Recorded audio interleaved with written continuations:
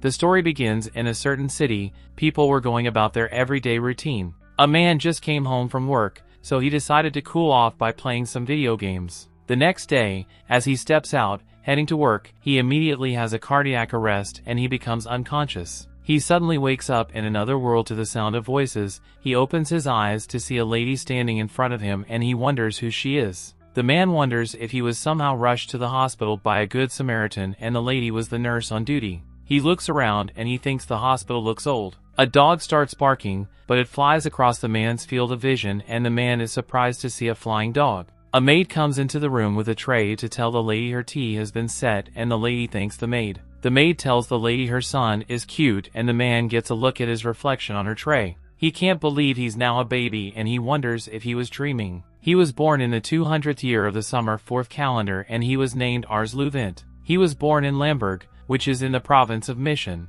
3 years later, Ars has now grown considerably. He was in the study when a maid knocked on the door and he invited her in. She tells him she brought him some tea and he thanks her for it. He realized that he lost his life in his previous world and he was reincarnated as someone named Ars Louvent. Since his birth, he was able to master reading and writing skills, which made him knowledgeable about the new world. He knows he was born in the Summer 4th Empire, but he had never seen a map like that, which made him realize he was no longer on Earth. He also discovered there was a technique known as magic that people use to conjure mysterious phenomena. He thought the world was just like a game. The Louvent family he was born into was a noble household and they were in charge of managing a small region called Lamberg. Their house was so big and beautiful that Ars thought it was a castle. They had a lot of servants to always look after them, and a live-in chef who made delicious meals for them every day. Ars was glad he was reincarnated into such fortune. Since his birth he also learned that he possessed the power that nobody else did. Ars walks into the training room,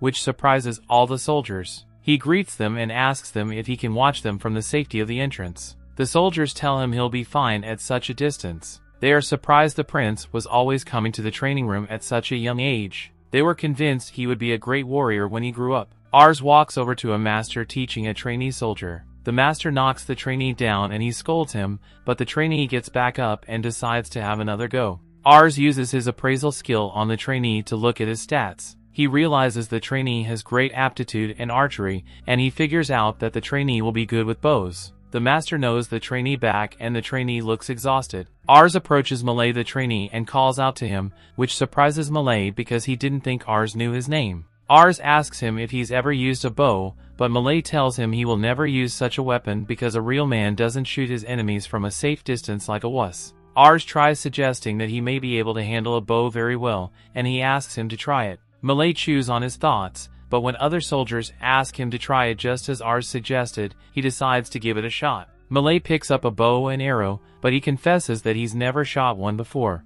A soldier suggests he goes closer to the target to reduce the risk of hurting others, but Ars is confident he can hit the target from his position. Malay notches the arrow and he aims the bow at the target. He lets the arrow fly and it hits the bull's eye. They think it was pure dumb luck, so they asked him to try again. Malay shoots several arrows and they all hit the bull's eye. All the soldiers around him tell him he was born to be an archer, and Malay conveniently realizes that using a bow isn't so bad, since all is fair in war. The soldiers wonder how Ars was able to figure out that Malay will be good with a bow, and he tells them it was his instinct. The soldiers are impressed by this, but Ars knows if he told them the truth about his appraisal skill, they wouldn't believe him. Though his ability was the real deal, he was not able to use it on himself, which he wasn't very happy about. During dinner time, Ars was impressed with the meal prepared by the chef. He was about to dig in when his father called out to him. His father tells him he was informed of how Ars discovered Malay's talent with a bow and he was impressed. Ars was a bit scared of his father because he always looked so angry. Ars uses his appraisal skill to look at his father's stats. He was impressed that his father was able to rise from a farmer to a noble using his martial arts prowess. His father tells him to hone his instincts because he could become the lord of the land one day. His father was convinced the ability to detect other people's talent would be useful to him in the future. His father offers him his portion of the dinner so he can grow up quicker, and Ars thanks him for that. After that day, Ars studied more about the empire and he realized that the future was a bit vague because the leaders were corrupt, several revolts were coming up amongst the commoners, and various nobles were focusing on autonomy to quell the revolts. Ars feared that the empire might enter an all-out war if things don't change for the better. He couldn't envision himself leading his troops to war, and he wonders if he'll be able to keep the people of Lamberg safe. He wanted to protect them because they were so kind to him. He remembers his father's words about his instincts, and he immediately gets an idea. He wears a costume and he goes out on the streets. He immediately uses his appraisal skills to check out the stats of the people in the town. He is exhausted after using his skill for a long time, and he sits in an alley. A woman suddenly chases a man out of her shop because she doesn't want to sell her goods to him. Ars figures out that the man doesn't look like the people in his town. A boy points at the man, who is a Malcan, and he tries to get his mom to help him, but everyone avoids him because he's filthy. Ars remembers that the Malcan are a group of people that came to Summerforth from across the sea. He knows that most of them were brought in as slaves, so he decides to offer the man his bread. Everyone wonders why the heir to House Louvent is helping Malcan. The man takes the bread and he begins eating with tears rolling down his face. Ars uses his appraisal skill on the man, and he's surprised to see that his stats are almost perfect. He knows that the man can become a great warrior, but the man gets up to leave after thanking him for the bread. Ars chases after him, but the man tells him not to follow him because the people of the town will be angry. Ars asks the man if he'll want to become his retainer, which surprises the man. Ars was planning to use his ability to recruit people with potential so his domain will become stronger. The man thinks Ars just wanted to pretend, but Ars introduces himself and shows him his family crest. The man is surprised, but Ars tells him he wants him to become his retainer because he senses he has a lot of talent, but man wonders how Ars was able to sense that, and they just met, but Ars tells him it's just something he knows. The man tells him he doesn't want to cause him any trouble because people won't like him taking a Malcan as his retainer. Ars tells him not to worry about that because he'll think of something, but the man rejects his offer and walks away. Ars keeps chasing after the man because he knows he may never find someone else with such stats. The man's stomach growls, and Ars decides to use that as leverage. He tells the man they have a chef who can make him a buffet of the food he'll love to eat. The man stops in his tracks and he decides to follow Ars home. Ars takes him home, and he can't believe Ars is truly the son of the Lord. The chef serves them some food, but they serve the man a smaller portion because he's a Malcan. Tell the Malcan to leave their house immediately after his meal, and Ars realizes the prejudice against Malcans runs very deep. He realizes he won't be able to talk the servants out of it, so he decides to share his food with the man, which surprises everyone. The maids decide to serve the man a better dish, and he eats his fill. Ars wonders what Ritsu the Malcan was doing in the village, and Ritsu tells him he was once a member of a band of mercenaries. He tells Ars they disbanded after most of them lost their lives, and he's been wandering ever since. Ars wonders why he didn't join another mercenary group, and Ritsu tells him he wasn't hired because he didn't have any accolades to his name. The servant suggests that it's time for Ritsu to leave, but Ars tells them he brought Ritsu home to make him his retainer. The servants tell him that Lord Raven will disapprove, but Ars takes the matter to him anyway. His father tells him it's unacceptable to make a Malcan his retainer, but Ars tells him they'll waste Ritsu's potential if they throw him out. His father reminds him that Malcans are inferior to them, so no Malcan have any special talent. Ars is disappointed that his father believes the conventional information about Malcans, but he tries to convince him otherwise. He asks his father to test Ritsu if he likes, and his father wonders why he's so sure of his talent. His father remembers he discovered Malay's talent, and he decides to test Ritsu since Ars insists. He tells Ars he'll employ Ritsu as a soldier if he turns out to be talented, and Ars thanks him for this. His father tells him the test will be a mock battle between him and Ritsu will be employed if he's able to beat him. Ars tries to convince his father that Ritsu is no match for him because he's so young, but his father reminds him that he said Ritsu was talented. His father decides to give Ritsu a handicap to make up for the difference in prowess, and he tells him they can proceed since he understands the terms. They walk out of the room and Ritsu wonders why Ars is trying so hard to make him his retainer. He thinks Ars is showing him pity, but Ars wonders if he doesn't want to become their retainer. He tells him he can call it off if he wants, but Ritsu tells him it's the best offer he's received in his life. He thinks the offer is unbelievable because Malcans are usually persecuted everywhere they go. Ars tells him he needs him because he's going to become the lord of the land one day and he'll need Ritsu by his side. Ritsu assures him that he'll do his best. Ritsu goes into the training room and the soldiers realize he's a Malcan. Ars's father asks Malay to prepare their swords, while Gratz brings an hourglass. He tells Ritsu to pick up a sword, and he tells him if he can land a single blow on him before the time runs out, he wins. Ars thinks Ritsu has the odds in his favor. Ars's father tells Ritsu to introduce himself before they duel, and after Ritsu does so, he introduces himself as Lord Raven. The duel begins and Lord Raven strikes first, but Ritsu gets out of the way in time. He's convinced he'll have been sliced in half, even if they're using practiced swords. The duel continues, and Ars realizes that Ritsu doesn't stand a chance, but the soldiers are surprised that he's able to hold his sword against Lord Raven. Though Ritsu was keeping up with Lord Raven, he was not able to land a hit on him. Lord Raven lands a hit that sends him to the ground, but he gets back up. Lord Raven reminds him that he has little time left, and Ritsu remembers Ars saying he needs him. He decides to go all out and he rushes at Lord Raven's. He slides under and then uses the sunlight to his advantage to try to land a hit on Lord Raven, but he blocks just in time. Lord Raven announces that the battle is over, but Ritsu looks back to see the hourglass still running.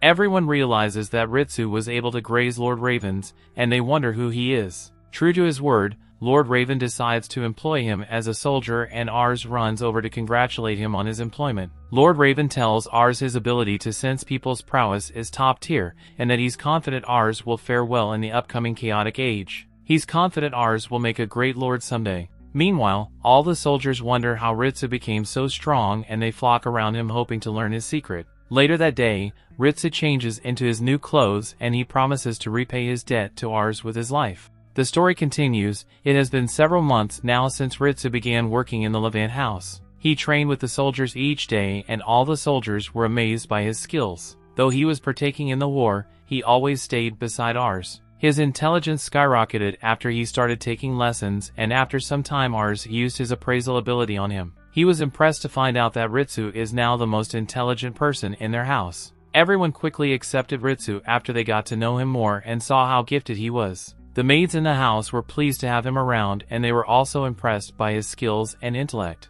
Ritsu approaches Ars and he asks him for a new lesson for that day. Ars agrees to help him study. Ritsu reminds Ars that their previous lesson covered the activities of the Summer Fourth Empire, whose aim was to reunite the 7 original nations. Ritsu recalls that Ars told him that Ansel, which is geographically isolated from the other regions, was involved in commercial activities with regions outside Summer Fourth. They did this to gain enough power to invade the other kingdoms in the Summer Fourth region. After Ansel conquered the other regions, the king of Ansel declared himself as the emperor and he named the region Summer Fourth. This was 203 years ago, and Ars confirms all that he has said. Ritsu continues saying the current Summer Fourth Empire is in decline because the current emperor is only 8 years old. This meant that his vassals were the ones with actual power, since the emperor was going to rule on his own. This spread corruption amongst the government, which led to revolts around the country. This made the dukes of each duchy ignore the empire as a whole and focus on autonomy. Though the current warfare isn't very intense,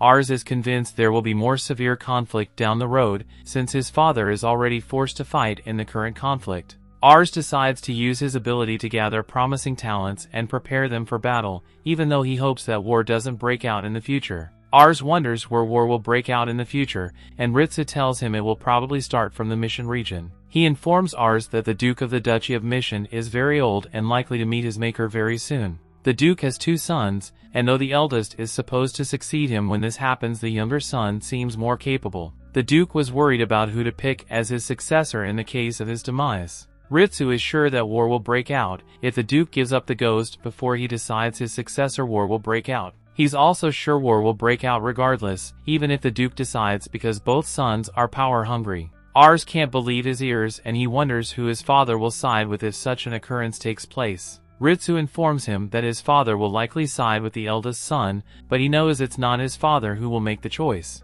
Ars realizes his father isn't a direct vassal to the Duke of the Duchy of Mission because he's a vassal of the Canar Head, which is where Lambert falls in. Ars realizes his appraisal ability could be useful in deciding who to side with if a war breaks out. Ars was worried because though his father is still alive, he was only a kid, and since he has only been able to scout Ritsu, he didn't want his father to fall in the minority. Ritsu tells Ars a lord can advance in rank if they play a big part in an active war. Ritsu sees that as a reason for them to continue doing their best to increase their strength, and he reassures Ars that he'll always be around to protect them. Ritsu realizes they need to scout for capable people, and he asks for Ars' assistance. Ars agrees to help him search for talented people, and Ritsu promises to accompany him. Ars and Ritsu walk out of the family house, and Ars is surprised to see his father out practicing. He noticed that his father has been practicing swordsmanship lately, and he wonders if his father is aware that a war is about to break out. Lord Raven notices Ars and he wonders if Ars is going into town.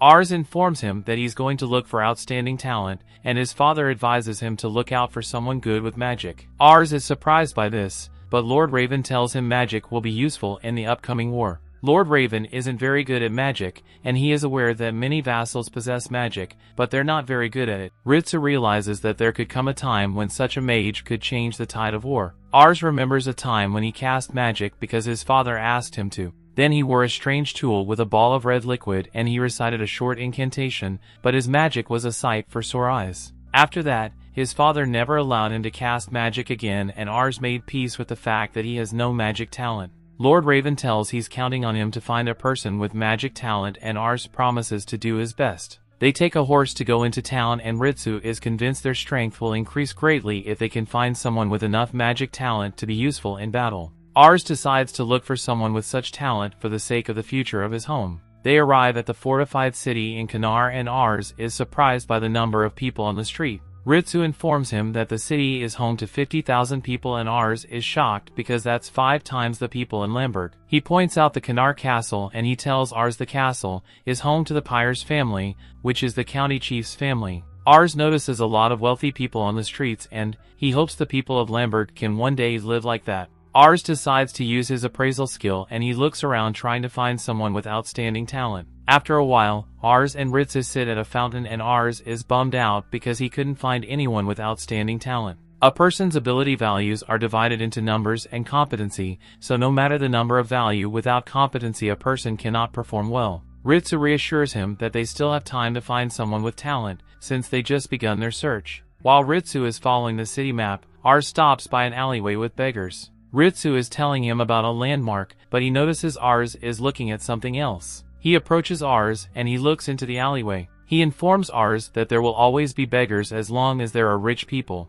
Ritsu acknowledges that saying such a thing is wrong, since Ars saved him from such a life, but he tells Ars they can't do anything for the people. Ars agrees with Ritsu, but he tells Ritsu his perspective of the city has changed after seeing people living in such conditions. He tells Ritsu he wants to make a society where there's no discrimination between the rich and the poor. Though he admits the naivety and his ambitions, he tells Ritsu he believes there's talent in everyone. Ritsu admits that he's proud to serve Ars, which makes Ars very surprised. A strange character who was spying on them walks away. They arrive at the largest market Kanar, and Ars is surprised by how much food he can set his eyes on. A trader tries to convince him to buy a dragon egg so he can have it as a pet. Ars is surprised that dragons exist, and he's even more baffled that they can be domesticated. Ars is taken in by the trader's bargains, and the trader tells him the rare eggs are worth 1 silver coin each, like someone under genjutsu. Ars tells the trader to give him 3 dragon eggs, and he rummages through his bag for money. Ritsu isn't fooled by the trader, and he wonders why the trader sells fakes to people.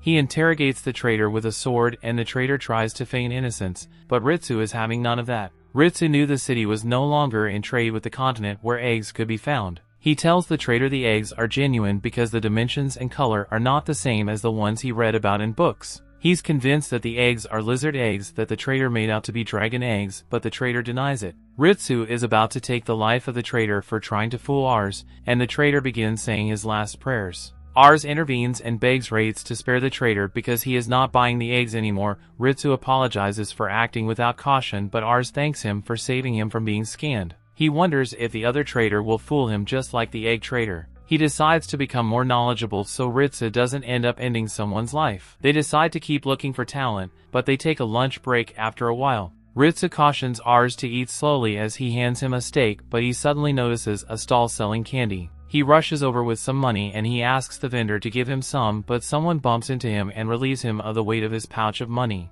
Ars doesn't notice this, and he thinks the person bumped into him by accident because he appeared to be in a hurry. Ritsu informs him that his pouch has been stolen, and he assures him he will catch the thief. He carries Ars on his back and he begins chasing after the thief. The thief was the strange person who was spying on them earlier. Ritsu gets close to the thief and takes off her disguise. The girl runs into an alleyway and Ritsu follows him into the alleyway. The thief is suddenly surrounded by bandits, and the boss beats the little thief for trying to run away. Ars tries to intervene and stop the men from hitting the girl, but the boss is pissed off by his presence. He tries to attack Ars, but Ritsu blocks his attack and counters-attacks him. He takes down the boss and the henchmen decide to attack Ritsu. Ritsu takes them down one after the other and they turn tail and flee. Ars wonders if the girl is alright and he uses his appraisal ability on her. He discovers that she has an S-tier mage ability and a very high prowess. He sees that the girl is named Charlotte and he's surprised by her abilities despite her young age. Ars realizes that her magical power is off the charts, though she's not very skilled in other combat forms. Ritsu approaches Charlotte and tells her to return Ars's pouch, but Ars asks her to become his vassal. Ritsu is shocked by this because he thinks she's just a common thief, but Ars informs him that her magic talent is phenomenal. Charlotte refuses his offer because she doesn't want to work for a kid of his status, and Ars is shocked. He tries to convince her to lend him her powers, but she tells him she's never used magic before. Ars tells her he can see she has an impressive magic ability, and he also realizes that she steals because she has a difficult life. He tells her she could live a better life if she becomes his vassal, and she tells him that's an opinion from a noble man's standpoint. She wonders why the nobles always look down on people like her. She tells Ars she won't be a tool to protect his luxurious life, but Ars tries to convince her that he's not like other nobles. He tells her his dream is to make a city where people can live with peace of mind and without fear of discrimination. Charlotte tells him she can't wait for him to create such a utopia if he isn't sure of the day. She thinks he's trying to hire her just to make himself look good, so she refuses his offer once again. Ritsu tells her to return the pouch she stole, and she cooperates because she doesn't want to remain in their debt since they saved her. Ars wonders who the men were, and Charlotte tells him they are henchmen of some slave merchants she escaped from. Ars tries to convince her to run farther away, but she tells him she can't, and Ars wonders why. Suddenly several children come running to welcome Charlotte. Ritsu wonders who the kids are, and Charlotte tells them they are orphans living in the alleyway just like her. She tells them she can't just leave the kids like that, so Ars decides to give her his pouch. Later in the day, Ars sits on a bench outside his room. Ritsu tries to convince him to come into the room because it's cold outside, but Ars doesn't move. Ritsu tells Ars he can empathize with Charlotte because he was once like her. He informs Ars that Charlotte has probably suffered at the hands of nobles, and that's why she thinks that all nobles are the same. He reassures Ars that he's different, but Ars tells him he took his privilege for granted. Ars tells Ritsu Charlotte was right about him. Suddenly he sees the orphans running through the streets and calling out to Charlotte. Ars goes out to meet them and they inform him that Charlotte was caught.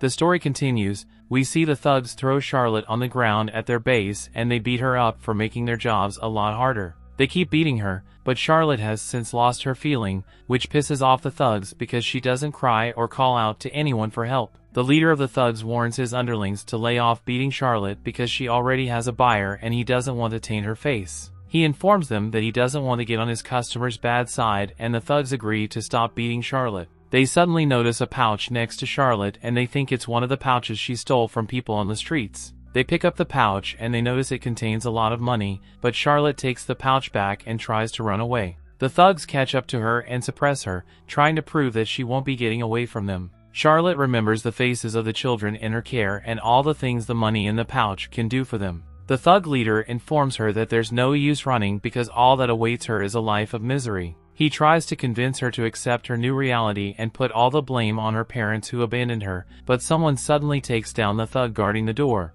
The door breaks in and the thugs wonder who's interfering with their business. Ritsu walks into the room and the thug recognizes him from their fight in the alley. The things tried to take Ritsu down, but he takes down whoever rushes at him. The thug leader decides to stop the remaining thugs to stop engaging Ritsu, and Ars rushes in wondering if Charlotte is okay. She wonders what he's doing at the thug's base, and the thug leader can't believe Ars is so confident that he can get away scot-free after breaking down his door. Ars uses his appraiser ability to reveal the thug leader's name as Albert, and he wonders if he's a slave trader. Albert is surprised that Ars has recognized him and he figures out that Ars is a noble. Ars orders him to release Charlotte, but Albert informs him that he can't because Charlotte is merchandise to him. He tries to make Ars understand because he thinks he's like the other nobles who buy slaves from him. Ars approaches him and tells him he's not like other nobles. Charlotte asks him to back down, wondering why he's standing up for her, though he hardly knows her. Ars suddenly asks her why her eyes look so empty, because it's been on his mind ever since he met her.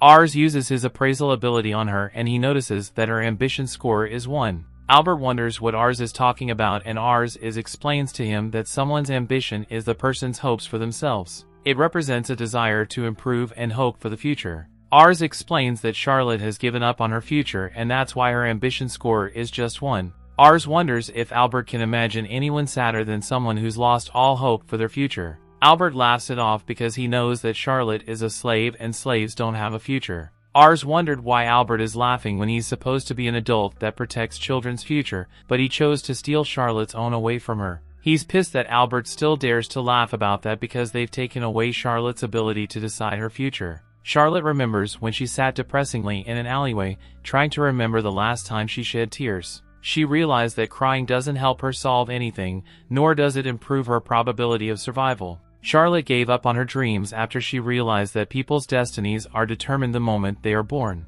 Charlotte closed her heart to the world to prevent them from hurting her with their glaring stares and their condescending looks. Charlotte resorted to stealing after realizing that crying is for the weak and that will leave her vulnerable to the world. She decided to focus solely on survival and do her best to do strong so she never had to cry. Charlotte now wonders why her eyes are letting down streams of tears after she vowed never to shed a single tear again. One of the thugs didn't like the tone Ars was using for Albert, and Albert decides to call down more of his underlings. He admits that he gave Ars some leniency because he's a noble, but now he's had enough of his insurance. Charlotte tells Ars to run to safety, but Ars assures her that he'll take care of everything and she'll be okay soon. Ars tells Ritsu to dispose of the thugs, but the thugs hardly give him time to finish his sentence before they rush at him. Ritsu makes quick work of the first thug, asking them if they know the grave offense they've committed. He informs them that the payment for angering Ars is their lives, but they decide to surround him and take him down at once. Once he's only one person,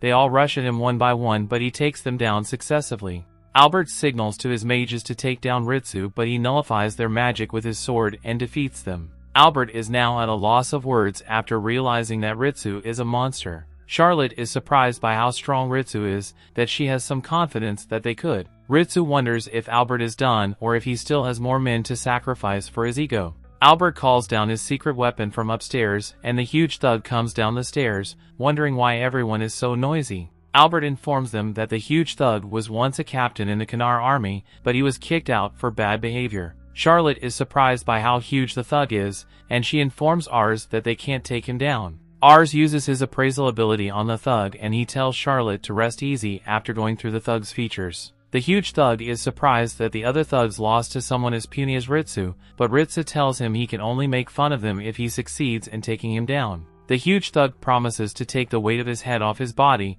and he tries to grab at Ritsu, but he only grabs air. He wonders if Ritsu disappeared into thin air, but Ritsu is hanging on a chandelier and he mocks him for being so slow. Ritsu makes the thug eat his boot, and when he recovers he makes him see butterflies with a strong punch to his jaw, which takes him out. Charlotte wonders how Ritsu is so strong while Albert mourns his fallen soldiers. Albert warns that Ars's actions will anger the headman of the Kanar district because he approves of slave trading. Ars is aware of that, so he decides to pay for the purchase of Charlotte. Albert is adamant about taking the money, but Ritsu reminds him that the slave trade is built on trust. Albert wonders what Ritsu is getting at, and Ritsu informs him that if they take Charlotte away without paying, it would ruin his reputation. He suggests that he informs his buyer that someone came up to him with a better piece so they don't have to resort to unethical measures to ensure Charlotte's safety. Albert gives in telling Ritsu to take her, and Ritsu is so glad that Albert is cooperating that they decide to throw him some extra to cover for his troubles. Ars appreciates Ritsu for his effort because things worked out just the way he said they would. Ritsu informs Ars that he's honored as always to be in his service. They both walk over to Charlotte and Ars offers her his hand to help her up so she can go back to her friends who are waiting for her. Charlotte reluctantly agrees, but when they come out of the thug's base, Charlotte informs them that there's somewhere she would like to go before they return home. Charlotte leads them through a thick forest which tires Ars who can't wait till they get to their destination. Charlotte is amused by how vulnerable Ars looks, but after a short distance she announces that they have arrived at their destination. Ars looks up to see a beautiful view of the town from a rock, and Charlotte informs him that that's her secret spot. Whenever she takes in the view from the spot, all the problems that the town presents fade into oblivion. She always goes to the spot to take in the view from time to time just to keep her sanity because she likes the place. Ars wonders why she would share her special spot with him, and Charlotte reminds him about his dream to build a town where underprivileged people are treated just like nobles. She wonders why he has such a dream, and he tells her it's because he likes children, a statement that would land him in jail if he was in his previous life. Charlotte wonders why he's saying that even when he's a child, and Ars remembers images from his last life. He informs her that a child's smile can lift one's spirits when they're down because a child's smile is so full of hope. They both take in the view from Charlotte's special spot one last time. The next day, Ritsu and Ars are hanging out with the children as they play around. The orphans talk about their dreams for their future, and Ars is pleased that the children have hope for what the future may bring. Ars is convinced that happiness holds great power, and the children's smiles can also influence the adults to get excited for the future and try to live a better life. Ars is convinced because that kind of enthusiasm can make a city a better place. Ars stares into the distant horizon, hopeful that he can build a place where children will always have hope. He informs Charlotte that such a responsibility can only fall on the shoulders of the leader of the city. That's why he wants to build a town where people like her can live stable lives. Ars suddenly realizes that he sounds like he's lecturing her, and he apologizes for this. He admits that he was caught up in the moment because he's so passionate about his dreams. To his surprise, Charlotte agrees to go with him and become his retainer. Ars wonders if Charlotte won't worry about the children, but she informs him that the children are the reason she's going with him. She informs him that she wants them to have a future similar to the one he's describing, and Ritsu decides to confirm her magic ability using a magic item. Ars wonders where he got the item from, and he informs Ars that he borrowed it from a house they visited. Ritsu hands Charlotte the magic item so she can test her magic because he wants to see her magic ability for himself so he can fully take her as a comrade. Charlotte confesses that it's her first time using magic and she doesn't even know how to cast spells. Ritsu decides to show her how to cast a spell while Ars looks on with anticipation, wondering what someone with an S-rank aptitude is capable of. Ritsu informs him that she's ready, and she says the incantation that Ritsu told her. A huge fireball suddenly manifests in her outstretched palm and a flame bursts into the air. To the surprise of Ritsu and Ars, people in the town are also surprised by the spell. The magic item breaks from the magic overload, and Charlotte is happy with the power of her spouse. Ars is amazed by Charlotte's power, while Ritsu is so dazed by her magic that he barely manages to squeeze out a compliment from his mouth. Charlotte wonders if she'll get food and a place to live once she becomes Ars's retainer. He informs her she'll get all that, including a monthly salary, but she asks him to send her salary to the children because they'll have a hard time getting along without her. She informs him that all she needs is food and a place to live, and Ars promises to give her salary to the orphanage. Ars informs her that he's enthusiastic about her future. Charlotte prostrates and promises to do all she can to make his dream come true. Ars tells her she doesn't have to be so formal, and she decides to do away with it because she's not very good with fancy talk. Ars informs her that they need to head back home since they've gotten what they want and they're running out of money. Charlotte immediately apologizes for stealing their money, and she thanks them for saving her from the thugs. Ars tells her not to worry about it, but Charlotte didn't imagine she would one day be a retainer to someone younger than her. She tells Ritsu she's more interested in Ars's future, and Ritsu agrees with her. The next day, Charlotte goes to say goodbye to the orphans, and Ars is glad that he now has another dependable companion. Though he was glad that his house was now stronger, he was also feeling the pressure of having amazing people around him while being completely normal. Ars decides to stick to his dream and try his best to achieve it. On their way back, they stop to take some snacks, but Ritsu notices that Charlotte has bad table manners. He informs her she'll have to learn it if she wants to remain as Ars's retainer, but she tells him it's impossible. They arrive home, but Lord Raven refuses to acknowledge Charlotte as Ars's retainer because the battlefield isn't fit for a woman. Ars asks Charlotte to demonstrate her power to Lord Raven, and after seeing the result, he immediately accepts her into Ars Louvent. The story continues. We see 3 years later, Ars welcomes his father back home and explains that their domain lies in the Canard district, and because of it, they've been dealing with land disputes with the neighboring province. Therefore, his father has been dispatched there several times to solve the conflict. Despite losing some men, everyone's spirits are still high. Ars runs to his father and asks how the battle went. His father explains it was pretty easy to win, especially because Charlotte had the chance to use her magic. He welcomes her and explains that due to her insane magic talent, Charlotte was able to quickly get famous and became one of the most feared mages. She even received the title of Louvent's Lady of Flames and became the pride of his house's mage corps. Ars couldn't even believe that one person talented could make a huge change, but now he realizes how important a skill can be. Suddenly, his mother appears and Ars reveals there's one last news from the past 3 years. He now has a little brother and sister, twins. His father checks on his siblings, noticing how they change every time he gets dispatched. His mother confirms but claims they all look like Ars, which is quite sus. Ars checks his sibling stats and notices how important they will become in the future. Suddenly Ritsu arrives, claiming they could have found more talented people. A family of hunters have moved into their land and the older brothers are getting praised by their skills. Ars decides to check it out the next day and prepares to leave with Ritsu on a horse.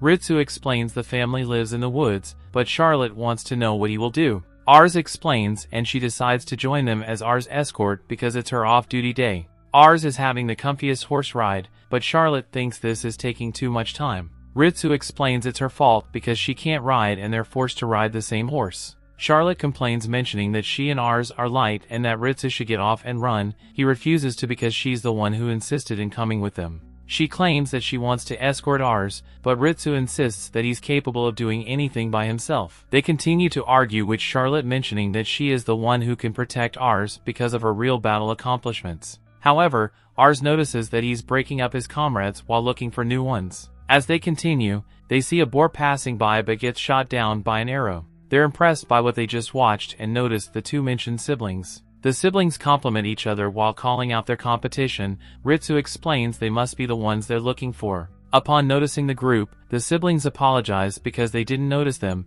and Ars uses his skill to check their stats. They Gatus and Marcus, and realize they're the ones they're looking for. Their prowess is around mid-60s, with Gatus having an A-ranked aptitude for infantry, while Marcus has an A rank for archery. The siblings ask what they're doing there, and Ars tells them that he's here to request something. They take the group to their house and their father gives them a huge meal. The old man apologizes because it isn't much, but Charlotte starts digging in right away. She asks about what kind of meat is that, and Gatus explains it's the boar they caught earlier. He explains they're difficult to catch because they're small and fast, but they're delicious. Ritsu, however, tells her to show some restraint because she's acting as an escort. The siblings' father then asks what Ars wants with them. Ars is direct and mentions he wants Gatus and Marcus to serve as soldiers for his family. Their father gets excited about it and Ars mentions he could tell they're talented. Ritsu adds that Ars is capable of noticing someone's talent, which increases the family happiness. The father mentions how they now can fulfill their dreams to become soldiers. The siblings promise to do their best and he mentions how Ars is a lot more mature than his youngest son Roselle,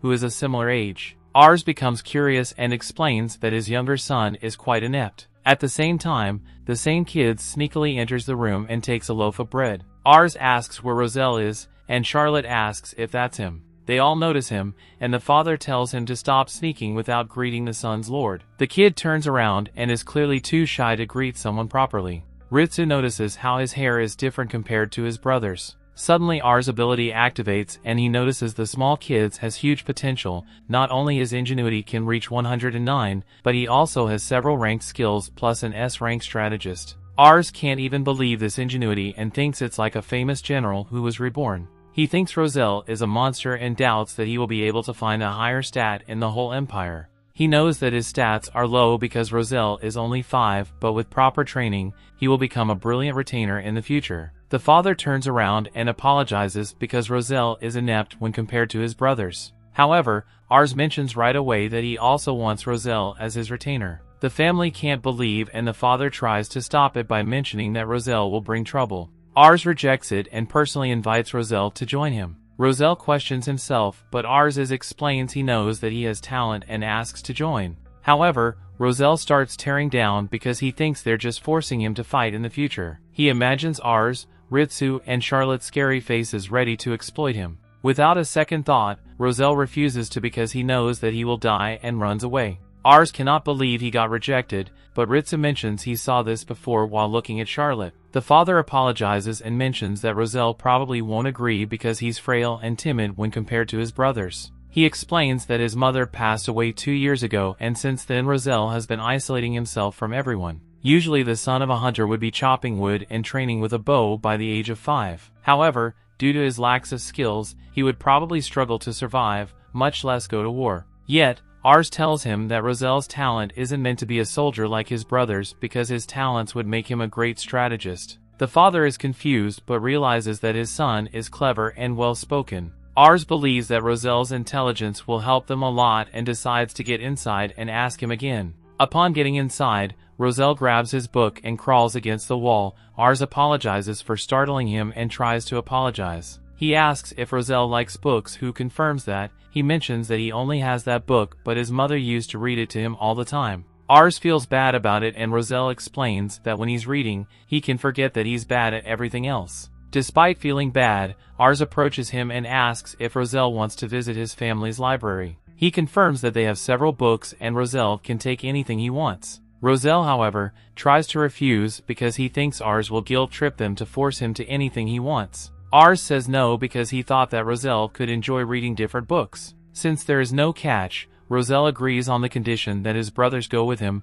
Ars agrees and takes the siblings to his house. Upon getting there, Roselle gets scared because a dog licks his face, but he thinks it's a ferocious beast who's going to eat him. Charlotte is tasked to show the older siblings around and introduces her as the captain of the Mage Corps. She's annoyed to do something, but changes her mind when they praise her. Ars then uses this chance to bring Roselle to the library while revealing they have a copy of every book in the Empire. Roselle cannot close his mouth and starts looking at the bookshelves. Ars tells him to feel comfortable and reveals that he will leave for a bit because he still has his daily lessons, but turns out that Ars fell asleep after his classes and panics because he thinks that Roselle has left. He runs back to the library and notices Ritsu taking care of Roselle. Ritsu explains that Roselle was too excited and decided to read as much as possible, but in the end he got tired and fell asleep. Ritsu also reveals that he taught Roselle some words he didn't know and he was quickly able to understand what they mean. Ars' ability activates and cannot believe that Roselle's ingenuity stat rise up by several points within hours. His siblings arrive to take him back home and are confused on how he can enjoy books if he can't even read. Ars is shocked, but they explain that hunters don't need reading skills. Roselle wakes up and Ars asks him how he learned to read. He explains that he remembers his mother reading to him when he was little, so he tried to match what she was saying to the words on the page until he was able to read it. Gatus is confused because Roselle was 3 at the time, but the young kid explains that he remembers everything since he was born. This shocks everyone, especially Ars, who realizes that Roselle is so talented to the point where he learned to read on his own. He cannot let such talent to go waste, but there's a problem: his family. Ritsu proposes that they could let everyone know there's ways to hunt without a bow, which will also give Roselle some confidence. Therefore, Ars visits the hunter family the next day and tells the siblings to use traps instead of bows. They all get confused, but he explains that it's popular in other continents. Gatus doesn't think it will work because Sewer are fast and smart animals and it shouldn't be possible. Ars, however, counters and holds Roselle's hands while mentioning that his real strength is his brain, and if he uses his brain, he will be able to create a trap that will force his father to acknowledge him. Roselle doesn't believe in himself, but his brothers cheer him up by telling they will help him. He decides to try it, and after some days his father is shocked by a strange structure. His sons tell him to look inside, and he cannot believe the amount of sewer inside. They explain that Roselle made the trap and pushed him forward. The kid explains that he knew his father had to do all the hunting if his brothers became soldiers. Therefore, he read about the sewer's behavior and made a trap based on it. The siblings also points to some herbs hanging on some tree, and Roselle explains that baby sewers and nursing mothers hate the smell of it. Therefore, babies and mothers will stay away from the trap this way, preserving the balance with nature, just like his father wants. Upon looking around again, the father turns cold and tells his older sons leave the house and take Roselle with them. He then asks Ars to take care of Roselle. The old man walks away, which makes Roselle feel like he's being hated on. Roselle tries to walk away because he was told to leave, but Ars tells him to return back home because his father must have his reasons. That night, Roselle tells himself that his father hates him because his mother got sick after he was born. Later on she died, and he believes that his family hates him and blames him for her death. That was the reason why he shut himself up on his room. He wishes he wasn't born and starts to try. Suddenly he hears some noise outside. His siblings and father get to the roof, and the brothers try to avoid making noise while thanking his father for raising them. They all share a drink, while his father tells him to thank their mother for it. Gatus then asks why his father was so cold when he spoke to Roselle, despite his efforts to impress him. Yet, the father simply tells the older brothers that Roselle should hate him. He explains that he was too harsh on Roselle and failed to notice his talent because he was focused on what he couldn't do. He thinks of himself as a failure of a father for not seeing his potential. Therefore, he wants Roselle to spend his life in a place where he can shine. The problem is that Roselle is kind like his mother and cares about their family. Therefore the father decided to make Roselle hate and resent him, forcing him to leave. The father starts to cry and begs his sons to support Roselle and not fail like he did.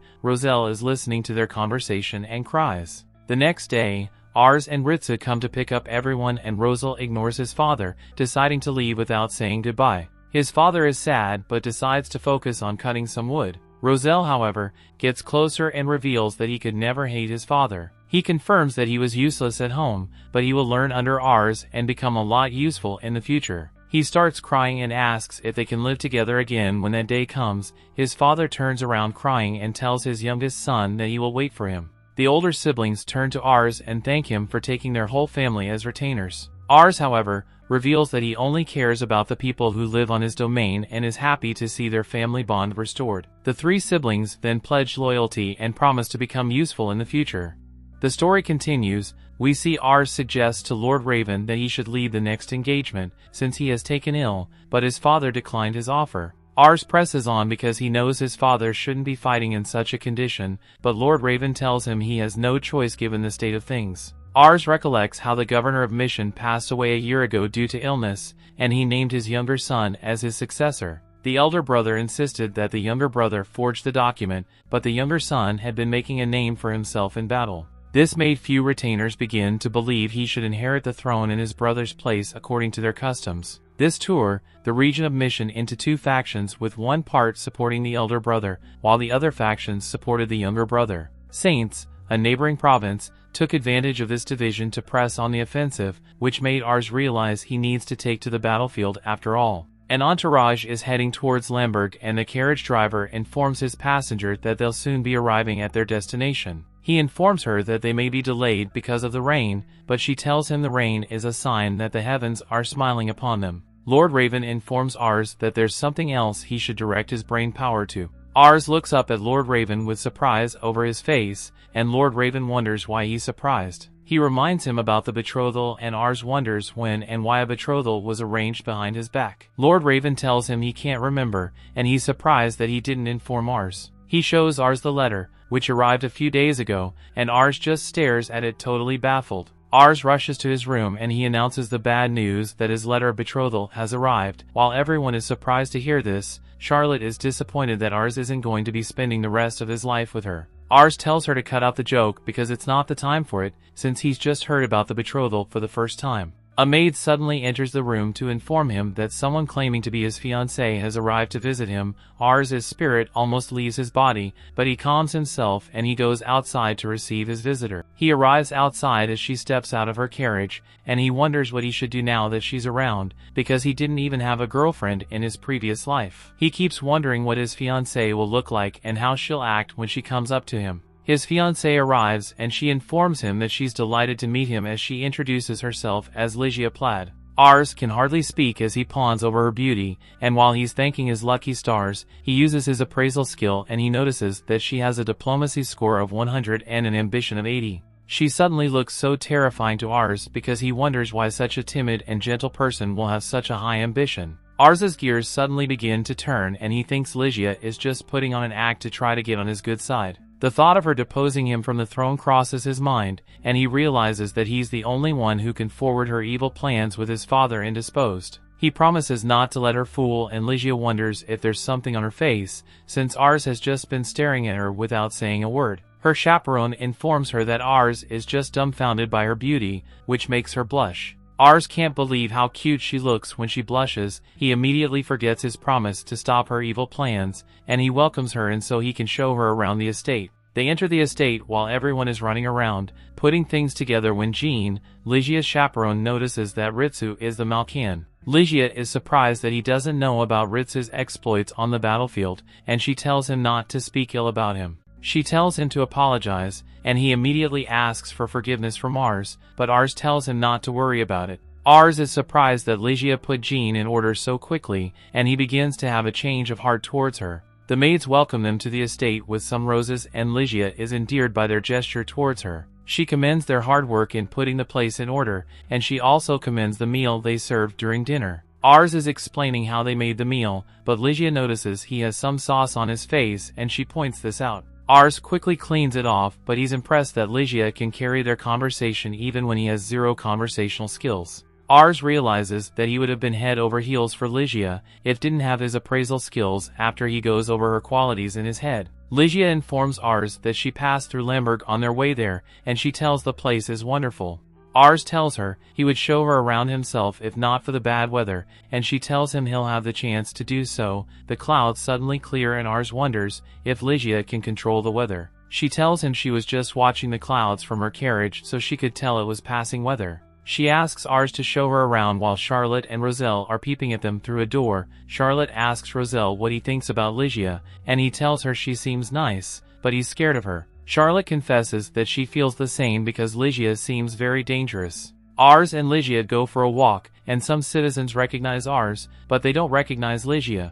Ars introduces her to them as his betrothed, and they suggest he should throw a party to celebrate it. Ars knows that he can't tell them that Ligia could be a threat to their domain. He hears an argument and he rushes to the scene where a witness informs him that two merchants are arguing over a Magistone order. Ars decides to step in without fail because Ligia will see his incompetence if he fails. Charlotte suddenly comes out of nowhere and she suggests she can end everything with just one hit of her magic, but Ligia stops her. Ligia recognizes her as the famous mage, and she asks for a handshake because she's a fan of Charlotte. Charlotte has no choice but to take a hand, but she notices that Roselle looks disappointed in her. Ligia suggests that she settles the argument, and she asks Ars for a favor if she succeeds. While the men are engaged in a scuffle, she approaches them and tells them such rage can ruin their handsome faces. The men wonder who she is, and she introduces herself as Ars is betrothed. The men are happy that Ars was able to get such a beautiful young lady as his betrothed. She informs the merchant that she would buy the sound Magistone,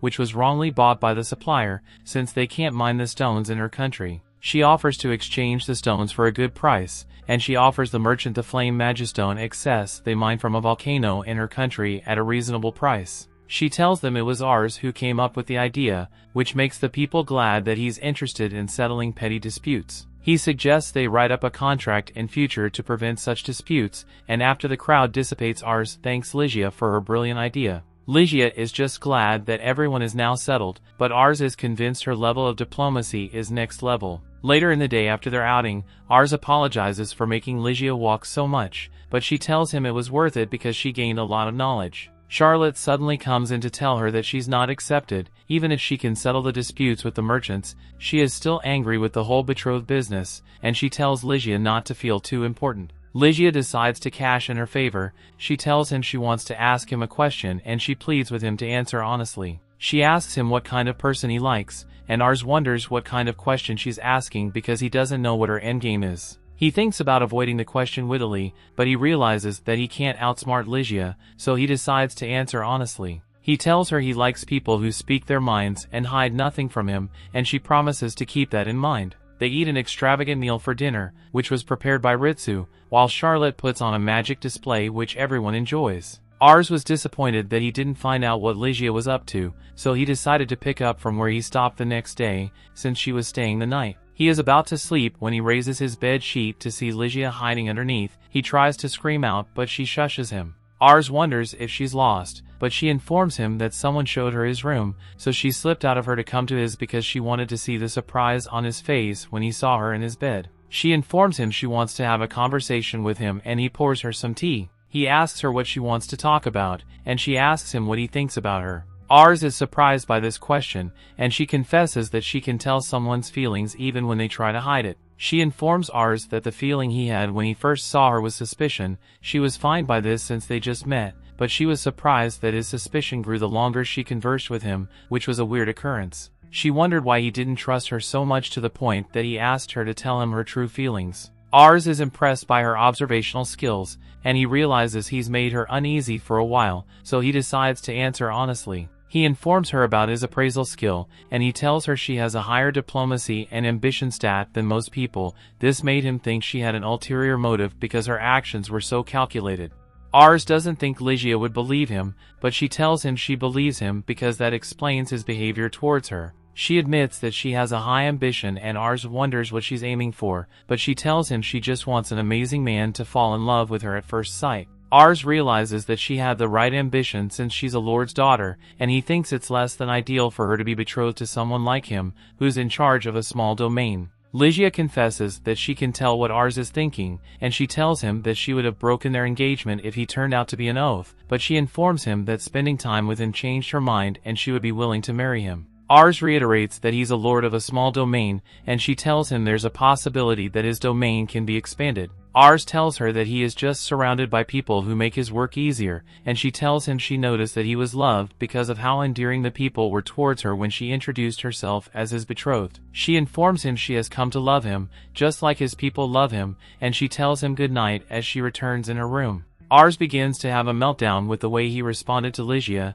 He's surprised that her ambition was so charming, but he's pleased that she spoke her mind without questioning his skill. Meanwhile, Ligia is disappointed in her lack of etiquette for sneaking into a gentleman's room and then fleeing in embarrassment, but she was glad she was able to tell someone how she truly felt for the first time in her life. The next day, Ligia pondered on the fact that people don't consider others while they struggle to seize power. She wasn't happy that she could sense other people's sentiments until the day she learned that she could escape such an evil world if she married a man with political ability. From that day, she began to appreciate her ability while saying things she didn't mean. Initially, she didn't plan to marry into House Louvent because she wanted a stronger house. She only wanted to make a good impression and form a favorable bond, but she ended up making Ars suspicious of her. She was surprised that he only grew suspicious of her, no matter how many times she flashed her hypnotic smile, and all this while, she couldn't tell what he was thinking. This was until he got her a soul for any blisters she ended up having because she walked so much that day. She realized that he was kind regardless of a person's rank, because of how he treated citizens like his own family members. Ligia longed to be part of such a world where everyone treated each other like family. She was enchanted by Ars because he accepted her after she told him who she was. She was grateful to God for giving her such an ability.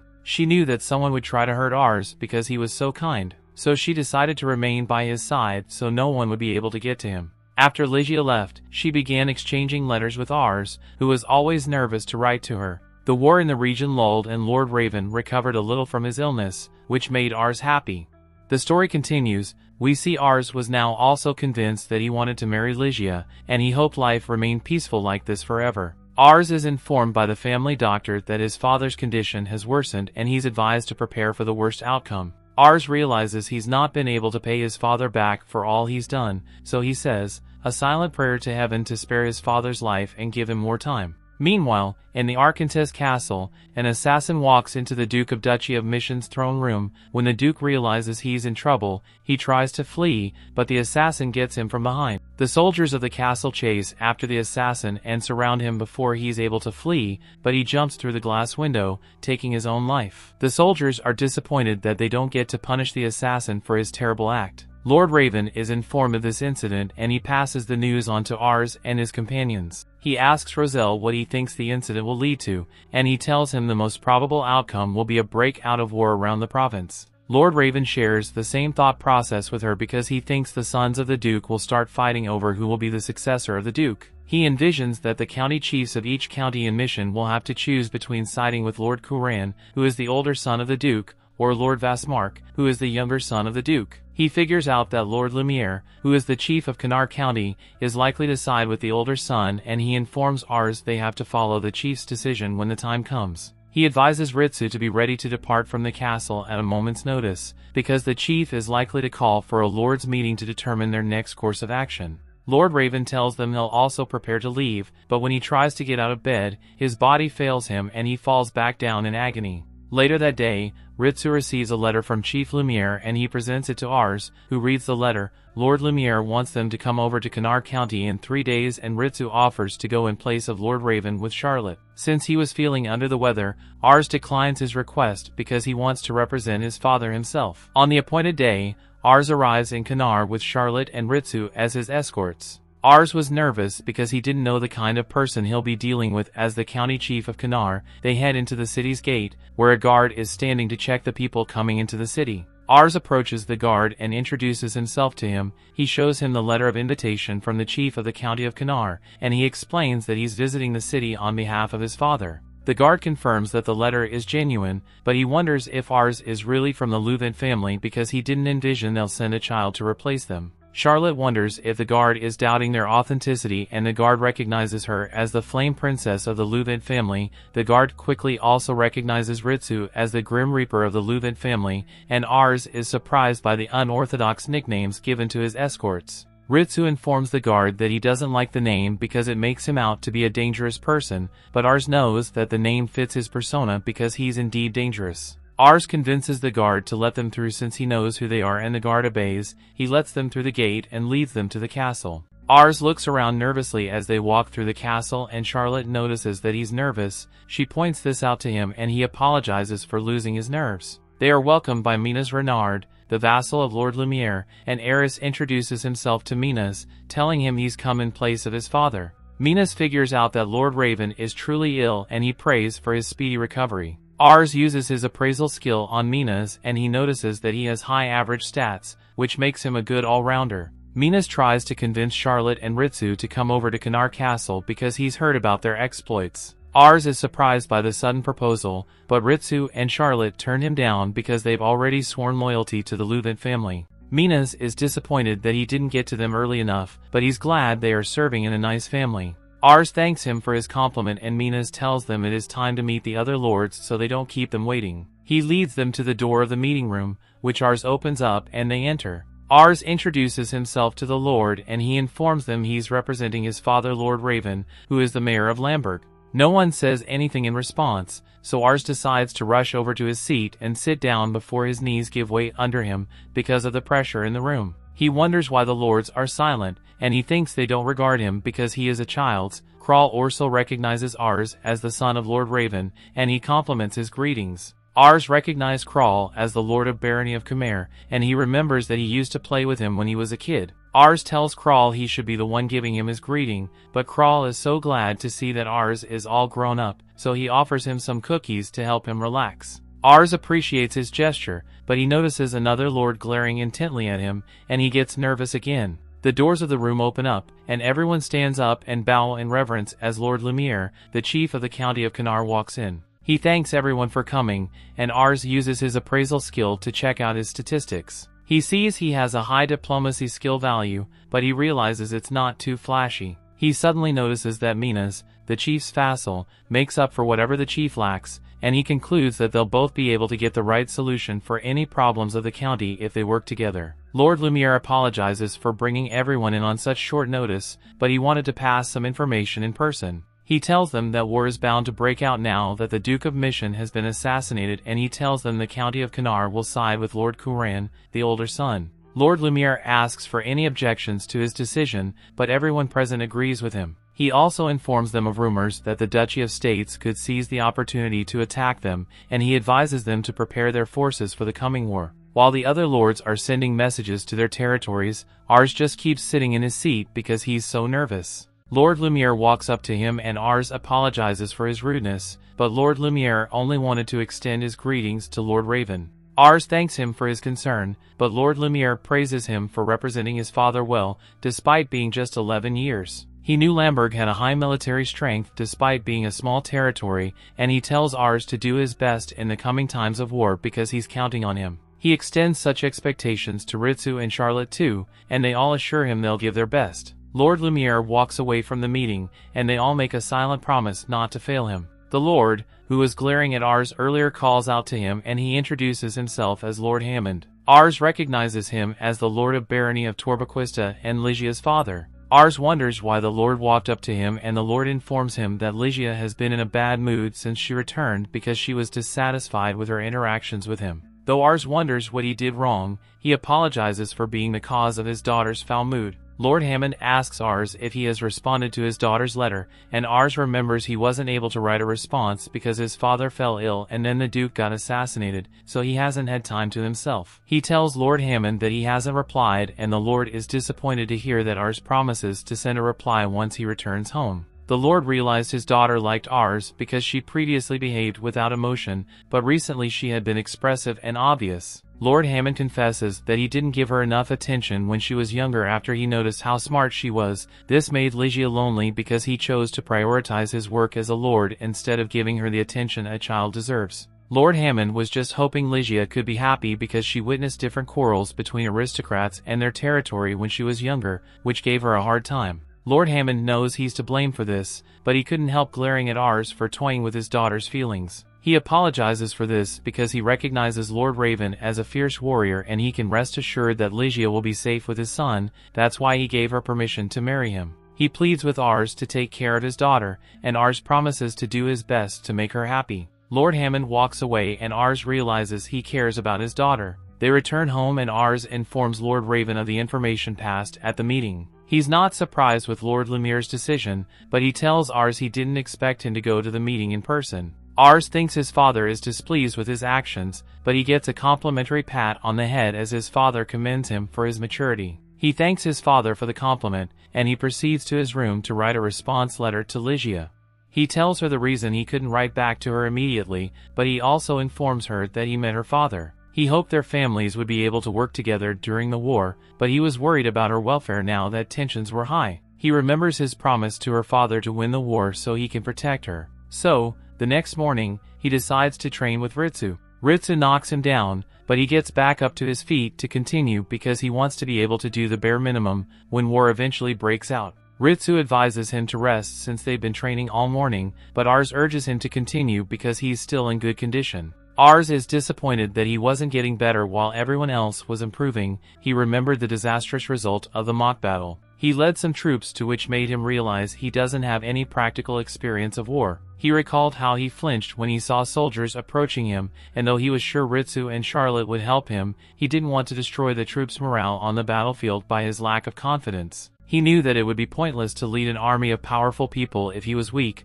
Roselle suddenly runs up to him and informs him that the Lord of the Barony of Khmer is asking for their help because the Duchy of Scythes sent an invasion force to their territory. Ars remembers that Lord Kral is in charge of that territory, but Ritsu figures out that they can't stay out of the battle because they're close to Khmer and they'll be next on the invasion list. Ars realized it was time for him to go into battle because his father was in no condition to lead the troops. He gets the jitters, but he informs them that he'll be leading the troops and he asks them to assemble in the courtyard. Ritsu promises to help him win his first battle. After the troops gather, Ars begins to give them the infamous war speech, but his father suddenly cuts him off because he's not old enough to go to war. Lord Raven decides to lead the troops, but Ars reminds him that he's sick and can't go to war. Lord Raven tells Ars he'll give his life to protect the future of the county of Kanar. Ritsu tries to make a case for Ars, but Lord Raven tells him to stay out of it. Ars tries to convince Lord Raven that they'll win because he has Ritsu and Charlotte by his side, but Lord Raven tells him the problem is that Ars doesn't have the warrior face. Lord Raven realizes that Ars doesn't know what he's talking about,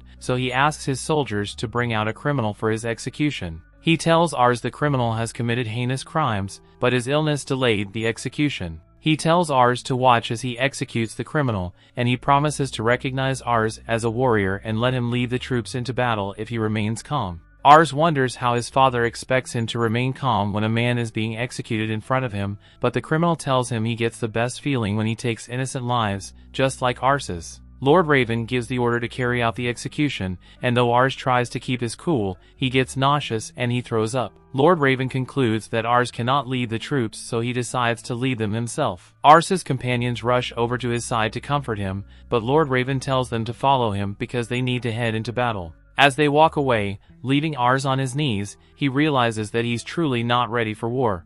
The story continues. We see at the conflict boundary, Lord Raven gallantly leads his men through the battlefield, taking down scores of enemies. He rode valiantly on his horse, leading the charge of the soldiers with Ritsu riding beside him, filing down the enemy soldiers like Lego figures. Roselle stayed safely behind enemy lines as the tactical mastermind, directing the advancement of infantry soldiers and the archers. He gave them the order to group off and fire long shots at the enemies, taking down most of the enemies on the front line. Charlotte was also moving together with the army, easily taking down the enemy soldiers with her overwhelming magic and breaking through the fortress. Lord Raven and Ritsu continued to fight on the front lines, breaking through the enemy's formation and charging forward. Though Lord Raven was still sick, he wasn't deterred by this and his resolve to win the battle remained strong. As he continued to charge forward, though the enemy outnumbered the Kanar army 2-1, the Louvent army was able to take the fortress thanks to the leadership of Lord Raven. The battle lasted for over a month and Lord Raven was only able to return to the Louvent family house 4 days after Ars's birthday.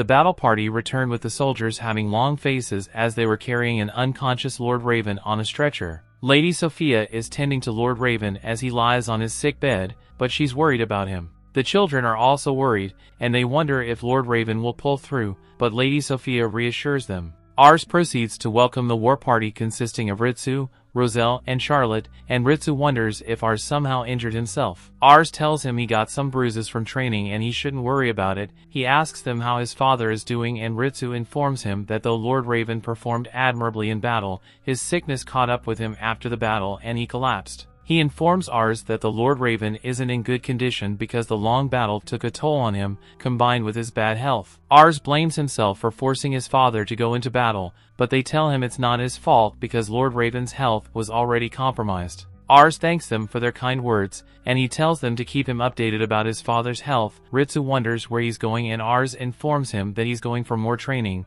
which surprises Ritsu because it's very late. Ars tells him he doesn't mind training, even if it's late, and he walks away. Roselle wonders if Ars is okay, and Charlotte informs them that Ars undertook day-long training while they gone. She hopes he doesn't work himself up to the point he becomes bedridden, just like Lord Raven. They suddenly hear a knock on the front door and they wonder who could be visiting at such a strange hours. Lady Ligia walks in with her chaperone, looking for Ars, and Reeds wonders why she came so late. She informs them that she's concerned about Ars because they've been exchanging letters, and she noticed a change in his letters since the conflict started. She tells them his words seemed more distant in the letters because they lacked the emotion they once conveyed, which alarmed her. She asks them if he's doing all right, and Ritsu tells her not to be offended because there's a good reason behind it. Ligia tells him she's worried and not offended, and she asks him to tell her what is going on. Roselle and Charlotte convince Ritsu to spill the beans, and Ritsu decides to tell Ligia everything. He explains that Ars is struggling with emotions of inadequacy since he was asked to stay home while they were at war. He also informs her that he feels guilty for the worsening of Lord Raven's condition, which makes Ligia ashamed that she wasn't able to help Ars in his time of need, despite being his betrothed. She asks Ritsu for Ars's location and he tells her. She heads over to the training room where she can overhear the training going on behind closed doors, which makes him hesitate about entering. She opens the door slightly and enters the room partially, but when she tries to call out to him, he's knocked down by his trainer, who advises him to stop training for the day and resume the next day. Ars insisted that they need to keep going because his father just fought a battle in terrible conditions, and he needs to match such a resolve so he can protect everyone. Ars gets back to his feet and continues his training while Ligia silently backs out of the room and closes the door. Ritsu wonders if she wanted to speak to Ars, but she realized that it's not the right time to speak to Ars. One of the maids comes running and informs them that Lord Raven has regained consciousness. They're overjoyed by this news, and they decide to inform Ars, but the maid tells them Lord Raven wants to speak with them first. They go to visit him in his room and he apologizes for causing them trouble, and Charlotte wonders why Lord Raven is acting so different. He tells her he's not currently speaking to them as their lord, and he asks them how they're enjoying their lives in the Louvent castle. They confess that their lives are better than they were before, but he tells them that he doesn't have much time left, which surprises them. They don't believe him, but he tells them he knows his body more than anyone. He decides to use the opportunity to tell them that he didn't know what to make of them when Ars first brought them in, since Ritsu was a Malcan, Charlotte was a woman, and Roselle was just 5 years old. He commends them for becoming pillars, who upheld their domains since then, and he thanked them for being pivotal to Ars Louvent. He decides to ask them a favor concerning Ars, since he's not strong enough for battle, and entrusting him with leadership at such a young age would be catastrophic. Lord Raven regrets not taking Ars to the battlefield himself, and having him witness the harsh realities of the world which he's been protecting him from. He realizes that it's too late to do that now, and he begs the three of them to always support Ars in every way possible. He plays his dad card, commending Ars for being loving, seeing the potential in others, and giving them a chance to prove themselves. Roselle confesses that he wouldn't have been understood by his family if not for Ars, and he promises study more to help Ars as repayment for giving him confidence. Charlotte promises to serve Ars because he gave her life meaning, and she also wants to experience the world Ars strives to build. Ritsu promises to fight anyone standing in Ars's way, even if he has to lose his life doing so. Lord Raven tells him not to speak so lightly of his life, and he asks him to stay alive to protect Ars. They all bow their heads in gratitude as they thank Lord Raven for taking them in despite knowing little about them. Ritsu decides to lay a request to Lord Raven. Lady Ligia is waiting outside the room, and Ritsu suddenly opens the door to inform her that Lord Raven wants to speak to her. Ligia knocks on the door and enters, while the other three leaves the room to Ligia and Lord Raven. Ligia introduces herself to Lord Raven, and though she said they couldn't meet under better circumstances, she's glad she has the opportunity to meet him privately. Lord Raven apologizes to her because she had to see him in such a sad state, and he wonders if she remembers when they first met. Ligia is surprised because she doesn't remember meeting previously Lord Raven, and Lord Raven confesses that he was the one who requested her engagement to Ars. When he first met Ligia, he thought she was very wise despite being so young. He also noticed she was very kind, which made him realize he wanted someone like her to be by Ars's side. Lord Raven tries to convince Ligia even though their family territory is small and Ars could be vulnerable. Ligia knew that Ars's kindness made him vulnerable, but she informs him that he's doing his best to be better than him.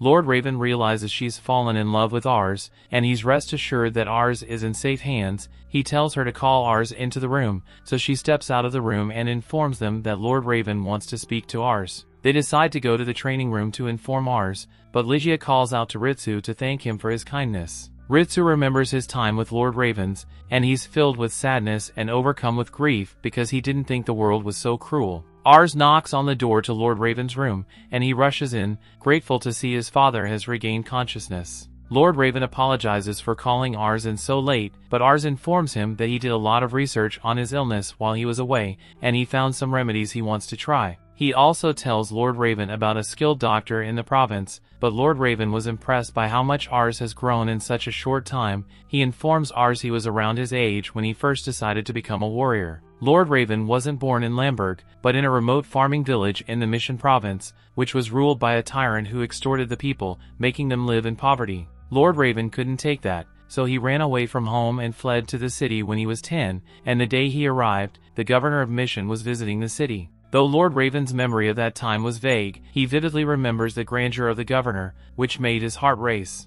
That was when he made the resolve to become a man who could be a governor and lead many soldiers. He studied the sword and trained by himself. He fought battles with all his heart, which made him stand out among other soldiers, and he was appointed a domain by Lord Lumiere. Lord Raven can't believe how much time has passed since then. He saw his citizens as treasures worthy of protection, and he devoted his life to doing that. Lord Raven suddenly gets into a coughing fit, and Ars rushes closer to him to offer him some aid. Lord Raven knows that Ars feels responsible for his condition, but he informs Ars not to feel responsible because he chose to live like that. Lord Raven begs Ars to take care of everyone in his absence, which makes Ars very emotional, but he puts aside his feelings and he assures his father that he'll take care of everyone. Lord Raven can see that Ars's readiness has increased, and he apologizes that he has to be such a huge responsibility because he's his son. Ars tells him he's glad to be his son, and Lord Raven realizes that Ars is finally a man. He asks him how his relationship with Ligia is going because she's a force to be reckoned with. He informs Ars that Ligia was blessed with more of her mother's features than that of Hammond her father,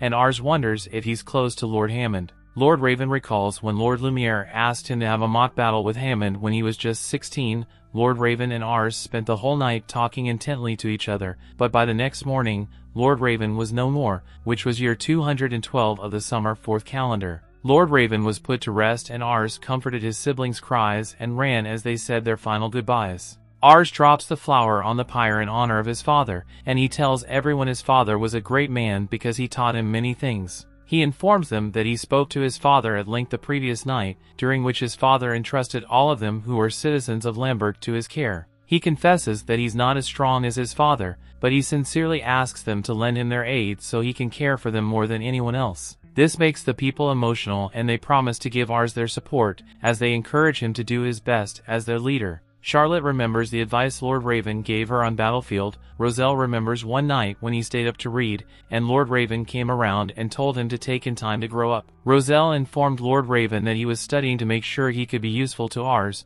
but Lord Raven told him to take it easy because he has many years ahead, which made him grateful. Ligia remembers the advice Lord Raven gave to her the previous night and she gets emotional. Her feelings are conflicted because though she's emotional about the loss, she can't help but feel delighted to be present, to see him off to the world. Ars is grateful to everyone for their encouragement, and he prays to his father to keep watching them from above. Ars announces that he's now the leader of the Louvent house, and everyone takes a bow in reverence. The legend of House Louvent is about to begin in full swing.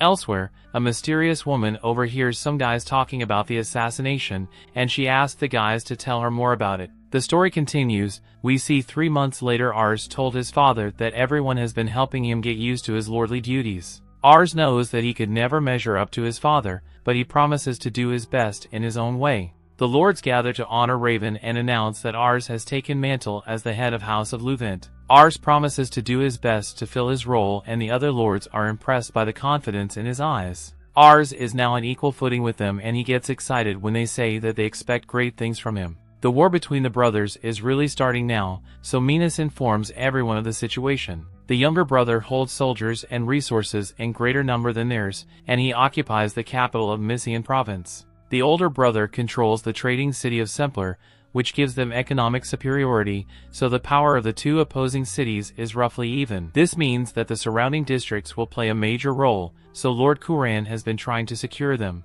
The problem is that one domain is refusing to cooperate. The domain is called Parena, and their location is right in the middle of an important route that they need for running supplies to the front line. They were hoping to avoid any pointless fighting, but this right is vital, so they decide to conquer Parena. Just then Ars shocks everyone when he requests that they allow him to try something first. A look back shows that Roselle became suspicious of the way the enemy army was moving. Ritsu agreed with him, but they weren't sure about what was wrong. What they did know was that attacking without knowing would be really bad, so they decided to gather information first. To do this, Ritsu recommended a mercenary group called Shadow. They specialize in gathering intel, and rumor says that they're fittingly good at it. They all agreed, so Roselle asked Ars to bring it up at the next meeting. Ars now explains to the lords how strange it is that the enemy doesn't back down, despite being surrounded by enemies. Ars does some convincing, so he's given time to investigate the situation. Afterwards, our group goes to see Charlotte orphans that have all grown up. Ars has had an orphanage built, and he made sure that Charlotte's kids were accepted into it. That isn't always, as he asked those that were in charge to take in any homeless kids they could find. Charlotte catches up with the kids, and they tell her all their plans for the future. One wants to join Lumière's army, and another wants to be a farmer. They thank Ars for changing their lives, but he points out that Charlotte also helps by sending most of her salary to them. The kids thank her as well and promise to do their best. Charlotte thought about bringing them all to Lamberg, but she realizes now that leading them here was for the best. Living in a big city provides many opportunities, and children should experience lots of things. Just then Ars is shocked when Ligia appears out of nowhere, and she explains that she came with her father. She then rushed to find Ars when she heard that he was there. Ars has no clue what to do because he was not mentally prepared to face her right now. Ligia is amazed by the orphanage, and she is in awe of how happiness just seems to follow Ars wherever he goes. One of the little parentless kids gets carried away and ruins Ligia's dress, so Ars promises to buy her a new one. Ligia's pretty laid back about it though, and she has to join the kids' game. Her butler wishes she wouldn't, but Ars admires her for it. That night, Ars explains Ritsu will be getting him in touch with the mercenary group called Shadow. If they agree to meet with him, then Ars was just going to negotiate with them about a job. Ligia would like to accompany him, but Ars points out that it could be dangerous. Ligia casually points out Ars will have his back up with him, and she is sure that Ritsu will be able to protect them. Ars gives in and explains that he will go get her if the mercenaries agree to meet with him, but Ars was shocked when Ligia reveals that she will be staying with them.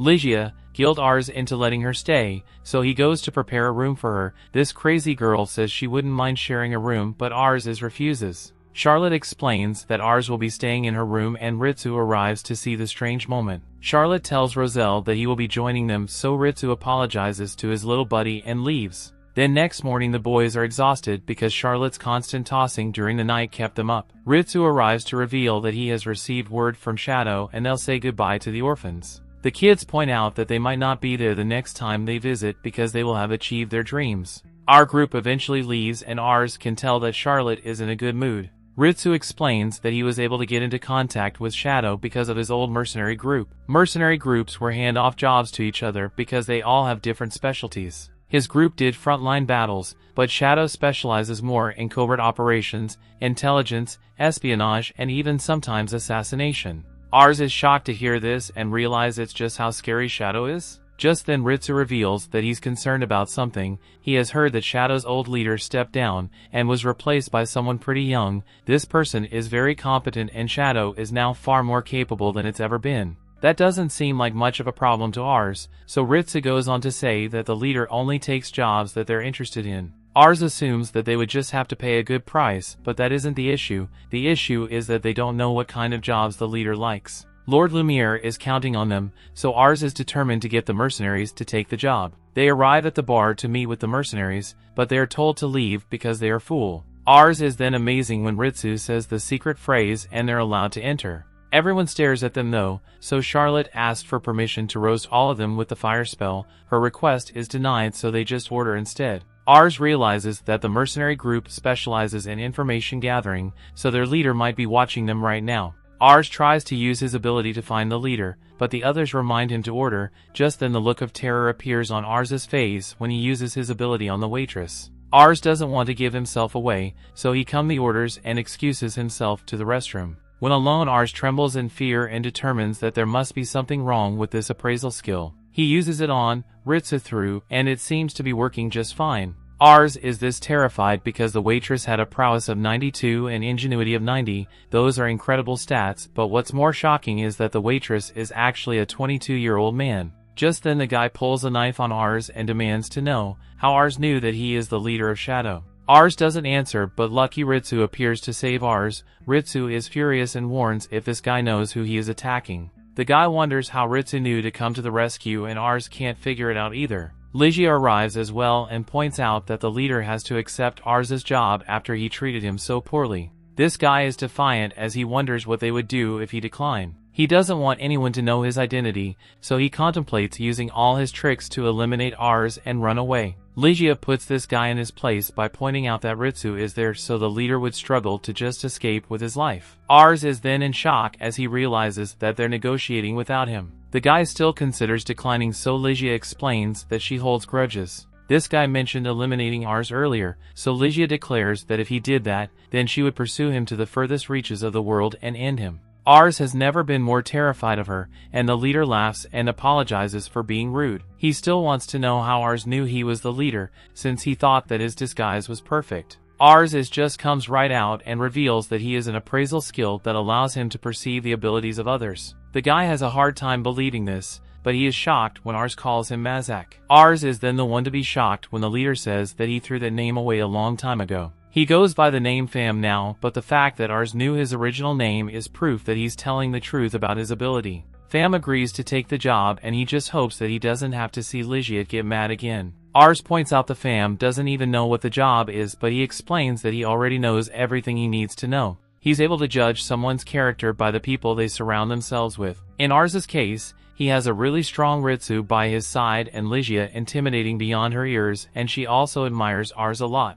Pham compares doing the job for Ars to betting on a winning horse. Ligia explains that she noticed the face Ars made when they looked at their supposed waitress. She determined that he must have noticed it was the leader, so Ritsu decided to follow him. Ars thanked him for saving his life, and he thinks about how dependable Ligia is. Ars explains the details of the job, so Pham only charges them 1 gold since it's their first time working together. Ars is then surprised to hear that it will only take Pham 5 days to get the information. Pham reminds him that this is his specialty, so Ars can't wait to see what he comes up with. The story continues. We see Charlotte eating the food and our trio return to them. Ars explained that they ran into the shadow leader. Charlotte is glad to hear that he accepted the request and she would like to meet the leader one day. Just then Pham turns as their waitress and gives Charlotte some pancakes on the house. Ars is this amazed by his presence since he never would have guessed he would shadow as a leader if he didn't see his stats. 5 days later, Ars meets with Pham, who's all alone because the other members of Shadow are out on a mission. Ars are shocked to hear that Pham handled Ars's investigation on his own, and he realizes that Pham's incredible skill is what makes him Shadow's leader. Ars is glad to hear that the mission was a complete success, but can only wonder how Pham did it so quickly. Unfortunately, that's a trade secret, but Pham has a lot to tell him. The reason why the Perena district won side with Kuran is because they're part of a pack. A document Pham has obtained shows the signatures of all the nobles who have sided with Lord Vasmark. Just then Ritsu is shocked when he recognizes one of the signatures and its seal. It belongs to the Masa district, which has a large population.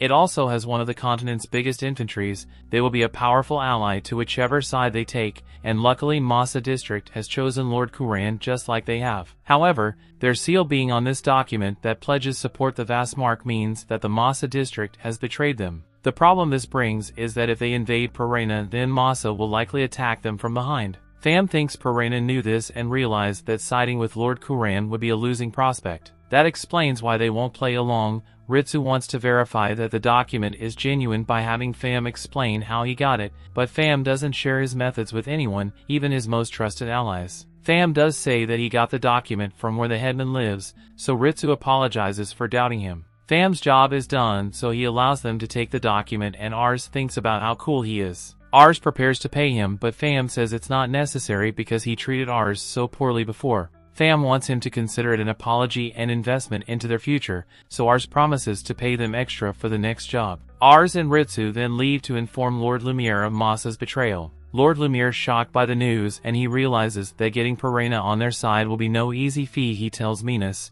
show the document to the other lords, and Lumiere thanks Ars for allowing them to avoid a big mistake. Lord Lumiere decides that he needs to consult with Kuran and he would like Ars's help. However, just then Minas says that there is something strange about the pact. The signature and seal of the Masa district is not right. He compares it to the actual seal and signature, and there's a clear difference. All the others are correct, but Masa district's seal and signature on the pact seems to be forged. Perena was deceived into believing that Masa betrayed them, which is the only reason they sided with Vastmark. Minas has a very sharp eye, so Lord Lumiere assures everyone that they can trust that what he says is true. Ars is amazed that Minas has this much skill. His appraisal ability lets him see stats, but it doesn't show him the special skills a person has. Ars doesn't understand why this lie would be pushed so much, since it was bound to be found out eventually. The others assumed that it was to buy time. If they attacked Perena, they would have won, but it would have taken a while as they fought back. All that seems to matter to the people behind the lie is having Perena on their side for the time being.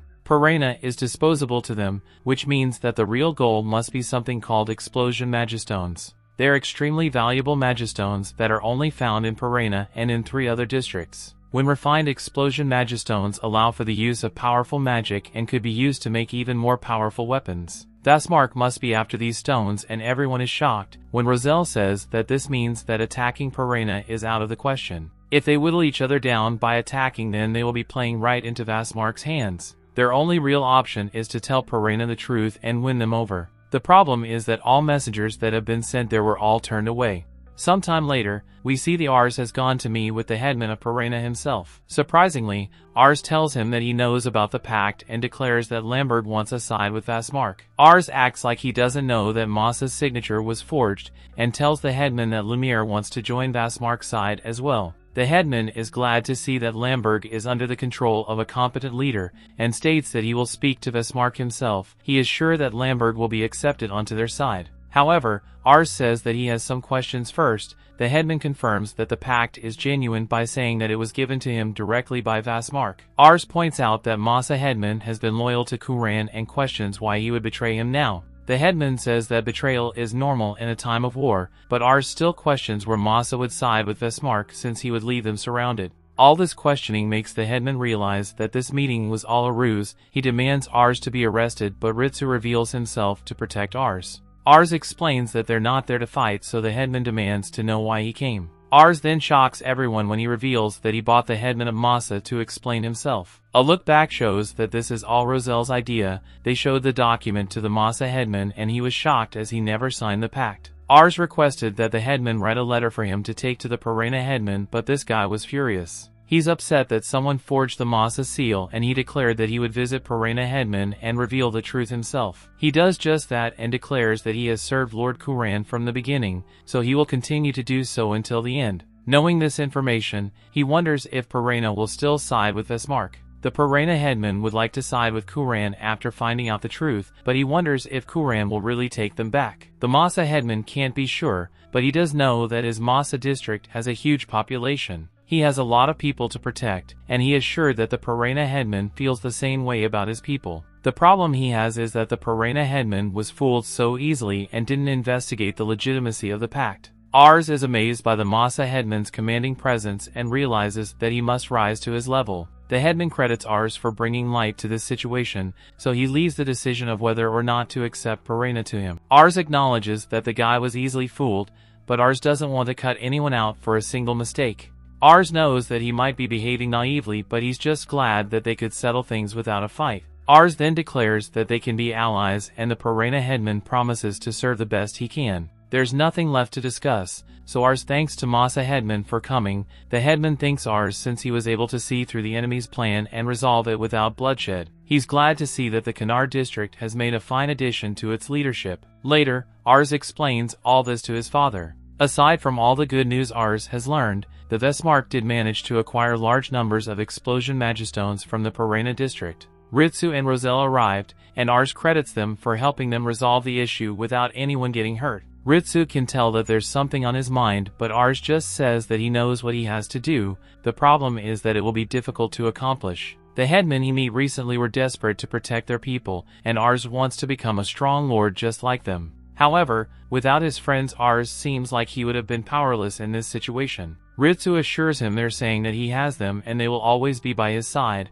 All Ars needs to do is what he feels is right. Just then Ars is told that Lord Lumiere has arrived at Raven's grave. Lord Lumiere apologizes for not visiting sooner and tells Raven that Lord Kuran would like to meet with Ars. Ars is shocked to hear this, since he's just a leader of a tiny territory and Lord Kuran is a big shot. Ars thinks he is unworthy, but Lord Lumiere explains that he informed Lord Kuran about the recent incident and he has taken an interest in Ars. Ars accepts the decision and plans to prepare himself for whenever that day might come. He is of course shocked when Lord Lumiere reveals that he will be going to meet Lord Kuran right now. Ars thinks it's too sudden, but his friends encourage him and point out that this is a great opportunity for him to move up in the world. They give us some confidence, so he declares that he's ready to go.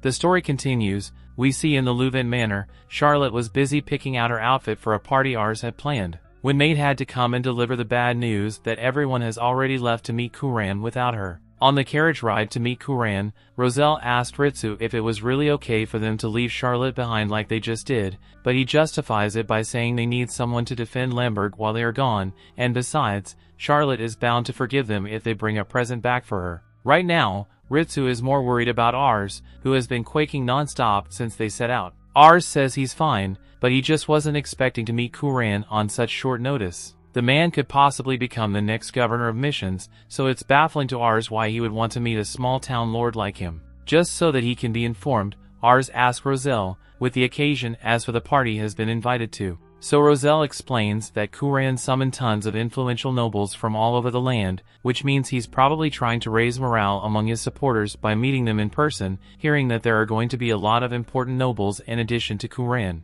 Ars starts feeling worse about this whole thing, but it's too late to back out now as they already arrived. Ars and the others look out the window and are amazed by how beautiful the trading city looks, making Ars realize that he needs to put a lot of work if he plans to turn Lemberg into a place as beautiful as this. Ritsu suggests that today's banquet might be the perfect opportunity for Ars to establish a good reputation among the elites, and Ars agrees to do his best toward that end. As they reach Sempler Castle, all the guests began filling halls, but Ars notices that all eyes seem to be on him for some reason. None of them recognize Ars, so they think it's a bit out of place for a kid to be here on his own, and Ars is getting self-conscious about it. He soon spots a familiar face, though, and sees Lumiere across the hall while he's being treated by the other nobles. Lumiere notices Ars and tells them to join them since he's a lord as well, so Ars comes over and Lumiere introduces him to the other lords as the new lord of Lemberg. A moment later trumpets down to announce the arrival of Kuran, so everyone bow their heads in anticipation of his arrival. Kuran enters the room and tells them that they can raise their heads, and after finally getting to meet the man himself, the first thing Ars does is take a look at his stats. As expected, he possesses amazing stats befitting a leader, so Ars can understand why Lumiere and the others chose to follow him, but if Kuran is already this amazing, Ars wonders what Vestmark must be like since the rumors always said he was even more amazing than Kuran. Kuran addresses everyone at the party and thanks them all for making an effort to show up. He called them here to inform them that this duchy trade city is currently facing a fire situation as a result of Kuran's father's passing. That is the fact that Vestmark has chosen to wage war on Kuran for the right to succeed their father, even though Kuran is the rightful heir. Unfortunately, the Summerforth Empire missed the part where that's their problem, so they're staying out of the dispute. Over the history of the empire has succumbed to corruption, so Kuran believes that the only way to fix it is through destruction and rebirth, so he vows to win this war and unify all the regions of Mysian, turning it into the new nation of Mysian. This means he wants to make Mysian its own independent nation, but he knows better than anyone that doing that is not going to be an easy feat. However, with the support of everyone here, Kuran is sure that they can accomplish anything because he thinks of them as the brightest and best people he could ask to stand by his side, and there's one person in particular whom he wishes to appreciate for their accomplish. He calls Ars up to the front so that everyone can see him, and Ars is frozen in shock, but with a little nudge from Roselle and Ritsu, he eventually makes his way to the front and introduces himself. Kuran then addresses the crowd and tells them all that Vasmark shamelessly forged documents to trick Perena into siding with him, but Ars was able to see through the plot and helped win Perena back over to their side without any needless fighting. The other nobles can't believe that a child like Ars was able to achieve so much, but Kuran tells him age doesn't matter. What matters is the results you were able to deliver, and right now Ars has more accomplishments than anyone else in this room, so he asked for a round of applause for Ars. Ars graciously accepts the praise, and a while later, after he spends some time meeting all the other lords, Ars is completely wiped out.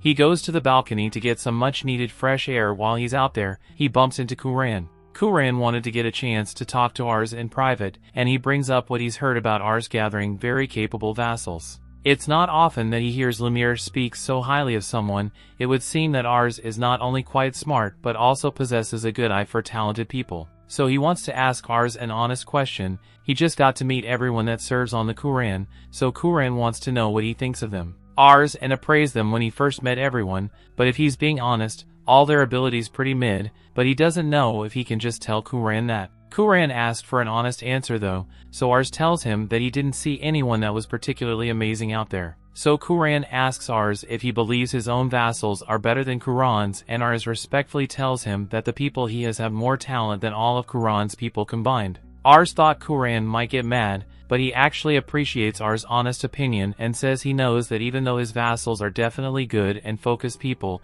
they aren't exactly top of the line. It just makes him realize that it is going to be incredibly difficult to win the war with the resources he has on hand right now. There are a lot of smart and talented people over on Vasmark's side, so while Kuran may have more military power and money than they do, that won't mean much if the ones leading the war efforts are incompetent. That's why he was extremely relieved to hear the work Ars did, because it makes him glad to see that there's new talent on the rise. His high hopes for Ars, and even tells him that if he proves himself in battle, he will be rewarded with a promotion to the new Lord of Kanar. Ars can't believe what he is hearing and asks what would happen to Lumiere if Kuran makes Ars the new Lord of Kanar, but Kuran always planned on giving Lumiere a much bigger plot of land, since he's one of the few vassals that Kuran can rely on. Also, before Kuran leaves, he asks Ars if he would be willing to hand over his vassals, but of course Ars isn't going to do that, so he flat out rejects the idea. Kuran already knew that Ars wouldn't agree to a brazen request like that, but he still does want the input of Ars and his vassals to be wants Ars to join him as war council. He also wants Ars to find some talented people for him, so that he won't have to rely solely on the mediocre skills of the majority of his vassals. That was only had to say, so Kuran leaves Ars, who plans on living up to the expectations that Kuran has for him. Meanwhile, over in Castle Arkantes, Vasmark is informed that his deception has been discovered, so Perena has cut ties with him. He's a bit disappointed that Perena didn't end up fighting Lumiere, but it's not a huge deal since his vassals tell him that they already gathered a large number of explosive manifestos from Perena. So even if the war were to start immediately, Kuran wouldn't stand a chance. He doesn't have any talented vassals by his side, and on top of that, there are no talented soldiers besides Kuran. While Vasmark's army is full of skilled and powerful men, they believe the chances of that Vasmark losing are very slim. However, extremely slim isn't good enough for Vasmark. He only fights battles that he knows he will win for sure, so he needs them to make sure that there is no chance that they will lose. By the way, he asked one of his vassals if they know where the woman named Muriel does, but he has no idea, and frankly, he thinks it would be a bad idea to hire her. While since she may be a talented woman, she's nothing more than an alcoholic now, so Vasmark agrees not to go looking for her, but he hopes that no one else goes after her either. Ars returns to Lemberg with the others a few days later, and they inform Charlotte of everything that happened, including the fact that Kuran wants them to join the next War Council meeting. Kuran also wants Ars to help him find some more talented people, but the original way Ars used to find people won't exactly work now since he doesn't have time to go searching by himself, so Ritsu suggests that they entrust the job to Pham. Ars thinks is a great idea, so they set up a meeting and Pham agrees to do it, but he tells Ars he doesn't want to be held accountable if he ends up finding someone that is incompetent, since he doesn't have an appraisal skill like he does. Ars says there will be no consequences if Pham fails, but he ends up finding someone that is truly worthwhile, then Ars will give him a bonus of 20 gold coins. Pham promises to give it his best shot, so Ars and Reeds leave the bar and return to the others. However, along the way Ars gets bumped into by a drunk woman, so he ends up falling over. The woman helps him back up and apologizes, so Ars tells her he's fine and she stumbles away. She ends up stumbling in a famous bar while he's still setting up, and she immediately starts asking for a job here. One of Pham's people comes out of the back and recognizes the woman as Muriel, and he clearly isn't happy to see her here.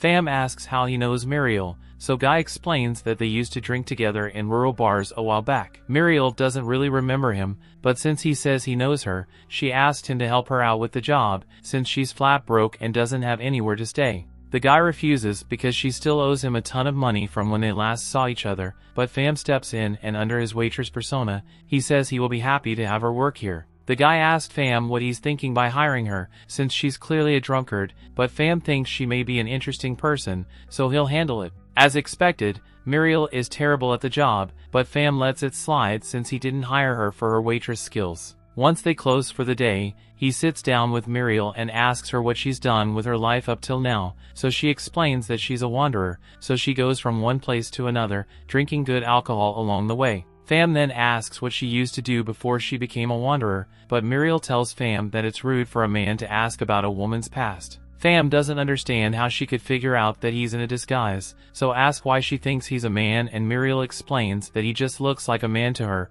although she doesn't mind that he enjoys cross-dressing, that he's pretty cute. She'll tell them a little about her story. She and her stupid brother both used to work for an old man, but she's heard rumors that the old man is dead now, so she's quite sad about it. Pham asks what the old man was like, so Muriel begins talking about how he could be a bit scattering at times, but he was a really interesting person nonetheless. He believed in her and her brother, even though they were poor, and his name was Amador Salamakia. That's the name of the former Duke of Missions, the father of Kuran and Vasmark. So the guy thinks she must be lying, but Pham keeps listening and believes that she isn't lying. He tells her he has a better job for her. That same day Pham sends a letter to Ars, telling him that he has found a talented person for him, and Ars is surprised by how quickly Pham was able to complete the job, and he already sent the woman over. So, everyone heads the front door to meet her. Ritsu opens the door and Pham greets them, saying he has brought the woman, so he introduces Muriel to Ars. Ars recognizes her as the one who bumped into him earlier,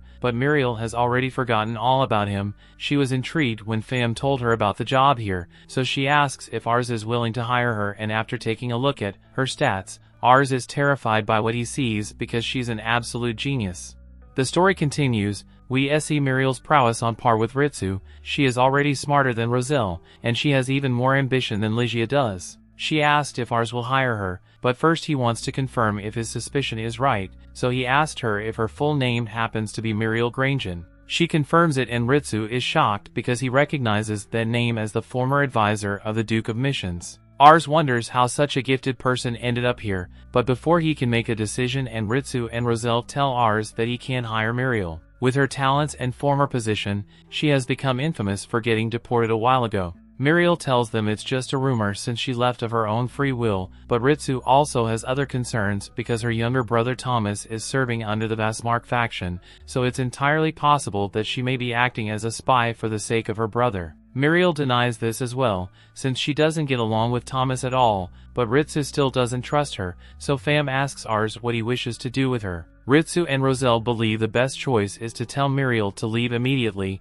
but Ars ignores their opinion on this one and tells Muriel that she's got the job. The others try to warn Ars is that it could be dangerous to bring Muriel on board when they are certain of her motivations, but if she learned anything from meeting Ligia, it's that someone having high ambition doesn't necessarily mean they will betray you. Also, he's not dumb enough to let such prime talents slip out of his fingers for no reason, so he gives her a pass. Unfortunately, after just a few days of working here, there are many reasons why Muriel shouldn't have been hired, as Ritsu comes running into Ars's study to tell him that Muriel has terrible work ethic and just spent half the day sleeping, and even when she finally rolled out of bed, she just spent her time drinking rather than helping the soldiers train. Ars tries to think of a reason to justify her behavior, but then Roselle enters the room and tells Ars that Muriel sucks as a teacher. She can be smarter than him, but that doesn't mean she knows what she's doing, because when Roselle asked her to teach him some stuff, she started forcing him to run for no reason, and she wouldn't explain why either. In spite of all that, she has failed to do. Ars is still blinded by the high stats,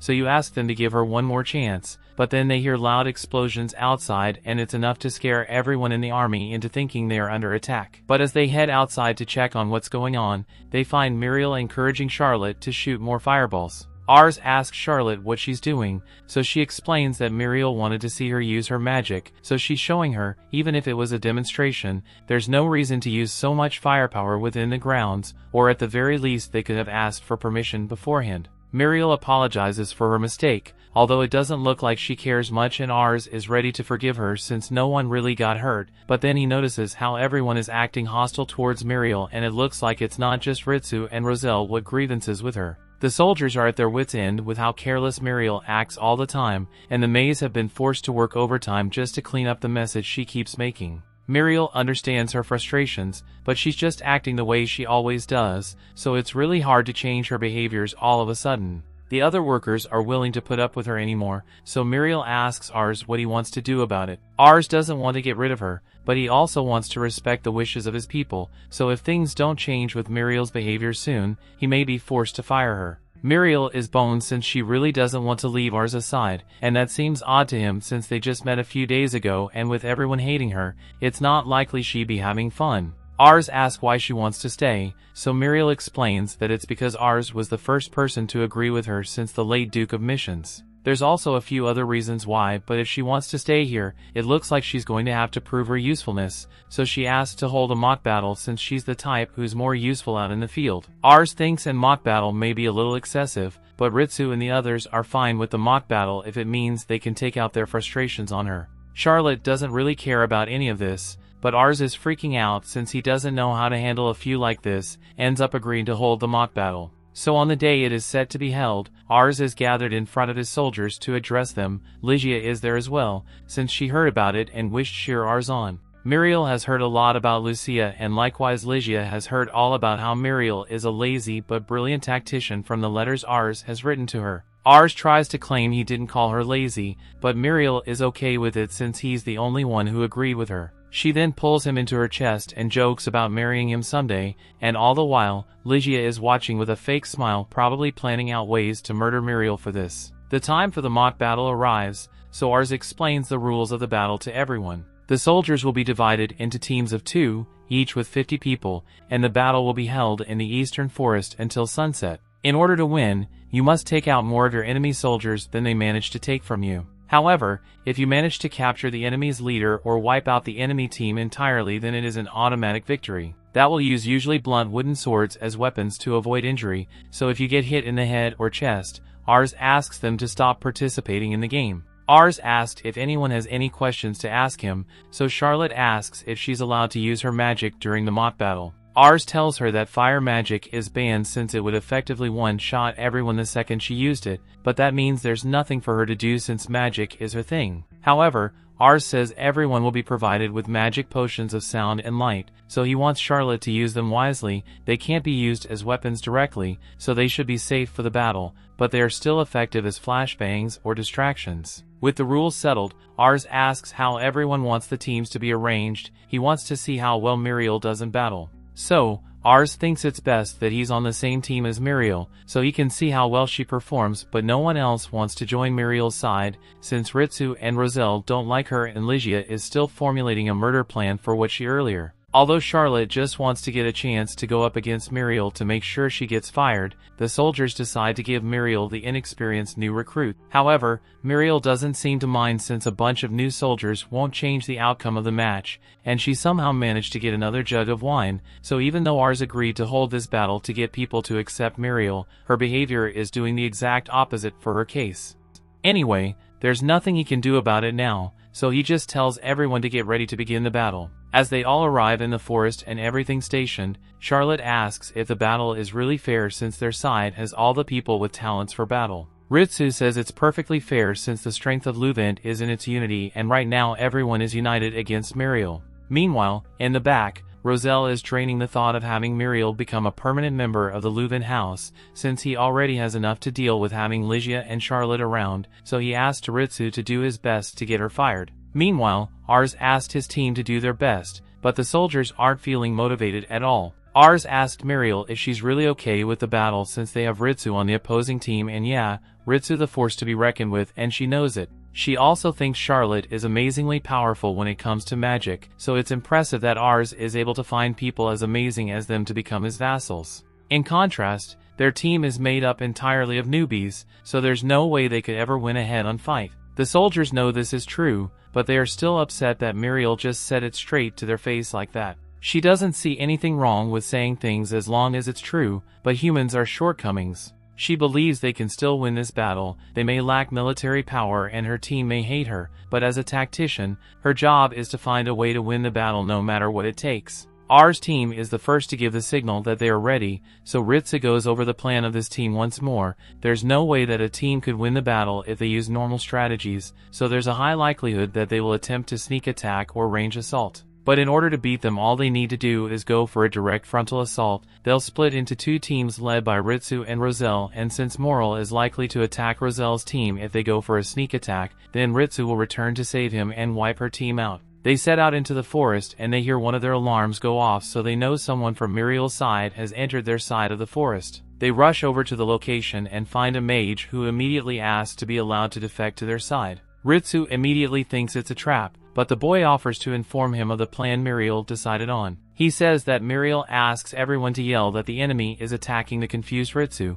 so when he inevitably falls into the trap, she is set. She and Ars will trap him in the fort, and then they'll launch an all-out attack on Roselle's team to capture him and win. Ritsu's team isn't buying it, since there's no way Ars would agree to such underhanded tactics as those, and the mage admits that everything he said just now was a lie. Muriel had asked him to fake betrayal in order to mislead Ritsu, the default for their real trap. The mage explains that he hates Muriel with a passion after all her lazy and careless actions, so he can't stand to see her ruin the image of the house Ars trying to build. That's why he genuinely wants her to lose and get fired, so if he will tell Reeds the entirety of her real plan. He was asked to layer Ritsu into a trap where Muriel's team would pincer attack him, so he wants them to pretend to fall for this trap so that they can beat Muriel. He was told to use a sound spell as the signal, so Ritsu asked the mage to hand over his wand for now, and as soon as he does, Ritsu tells the soldier to capture him since he knows he has been lying. They find his second wand on him, so they realized he must have been trying to lure them into a different trap after gaining their trust. The mage is still trying to deny it, but one scary look from Ritsu forces him to admit that it's true. They nearly fell for the trap, but things will be easier now since they know exactly where Ars' team will be, so they all sneak up on them and attack. However, as they strike, they realize that the soldiers are all just dummies, and Muriel had orchestrated a different plan. He doesn't know what it is exactly, but if Ars is here, all he needs to do is capture him to win, so Ritsu and his soldiers charge with full force while Muriel runs away with Ars on her back. That brings the episode to an end. Thanks for watching. Want next part? Subscribe the channel and turn on notification bell.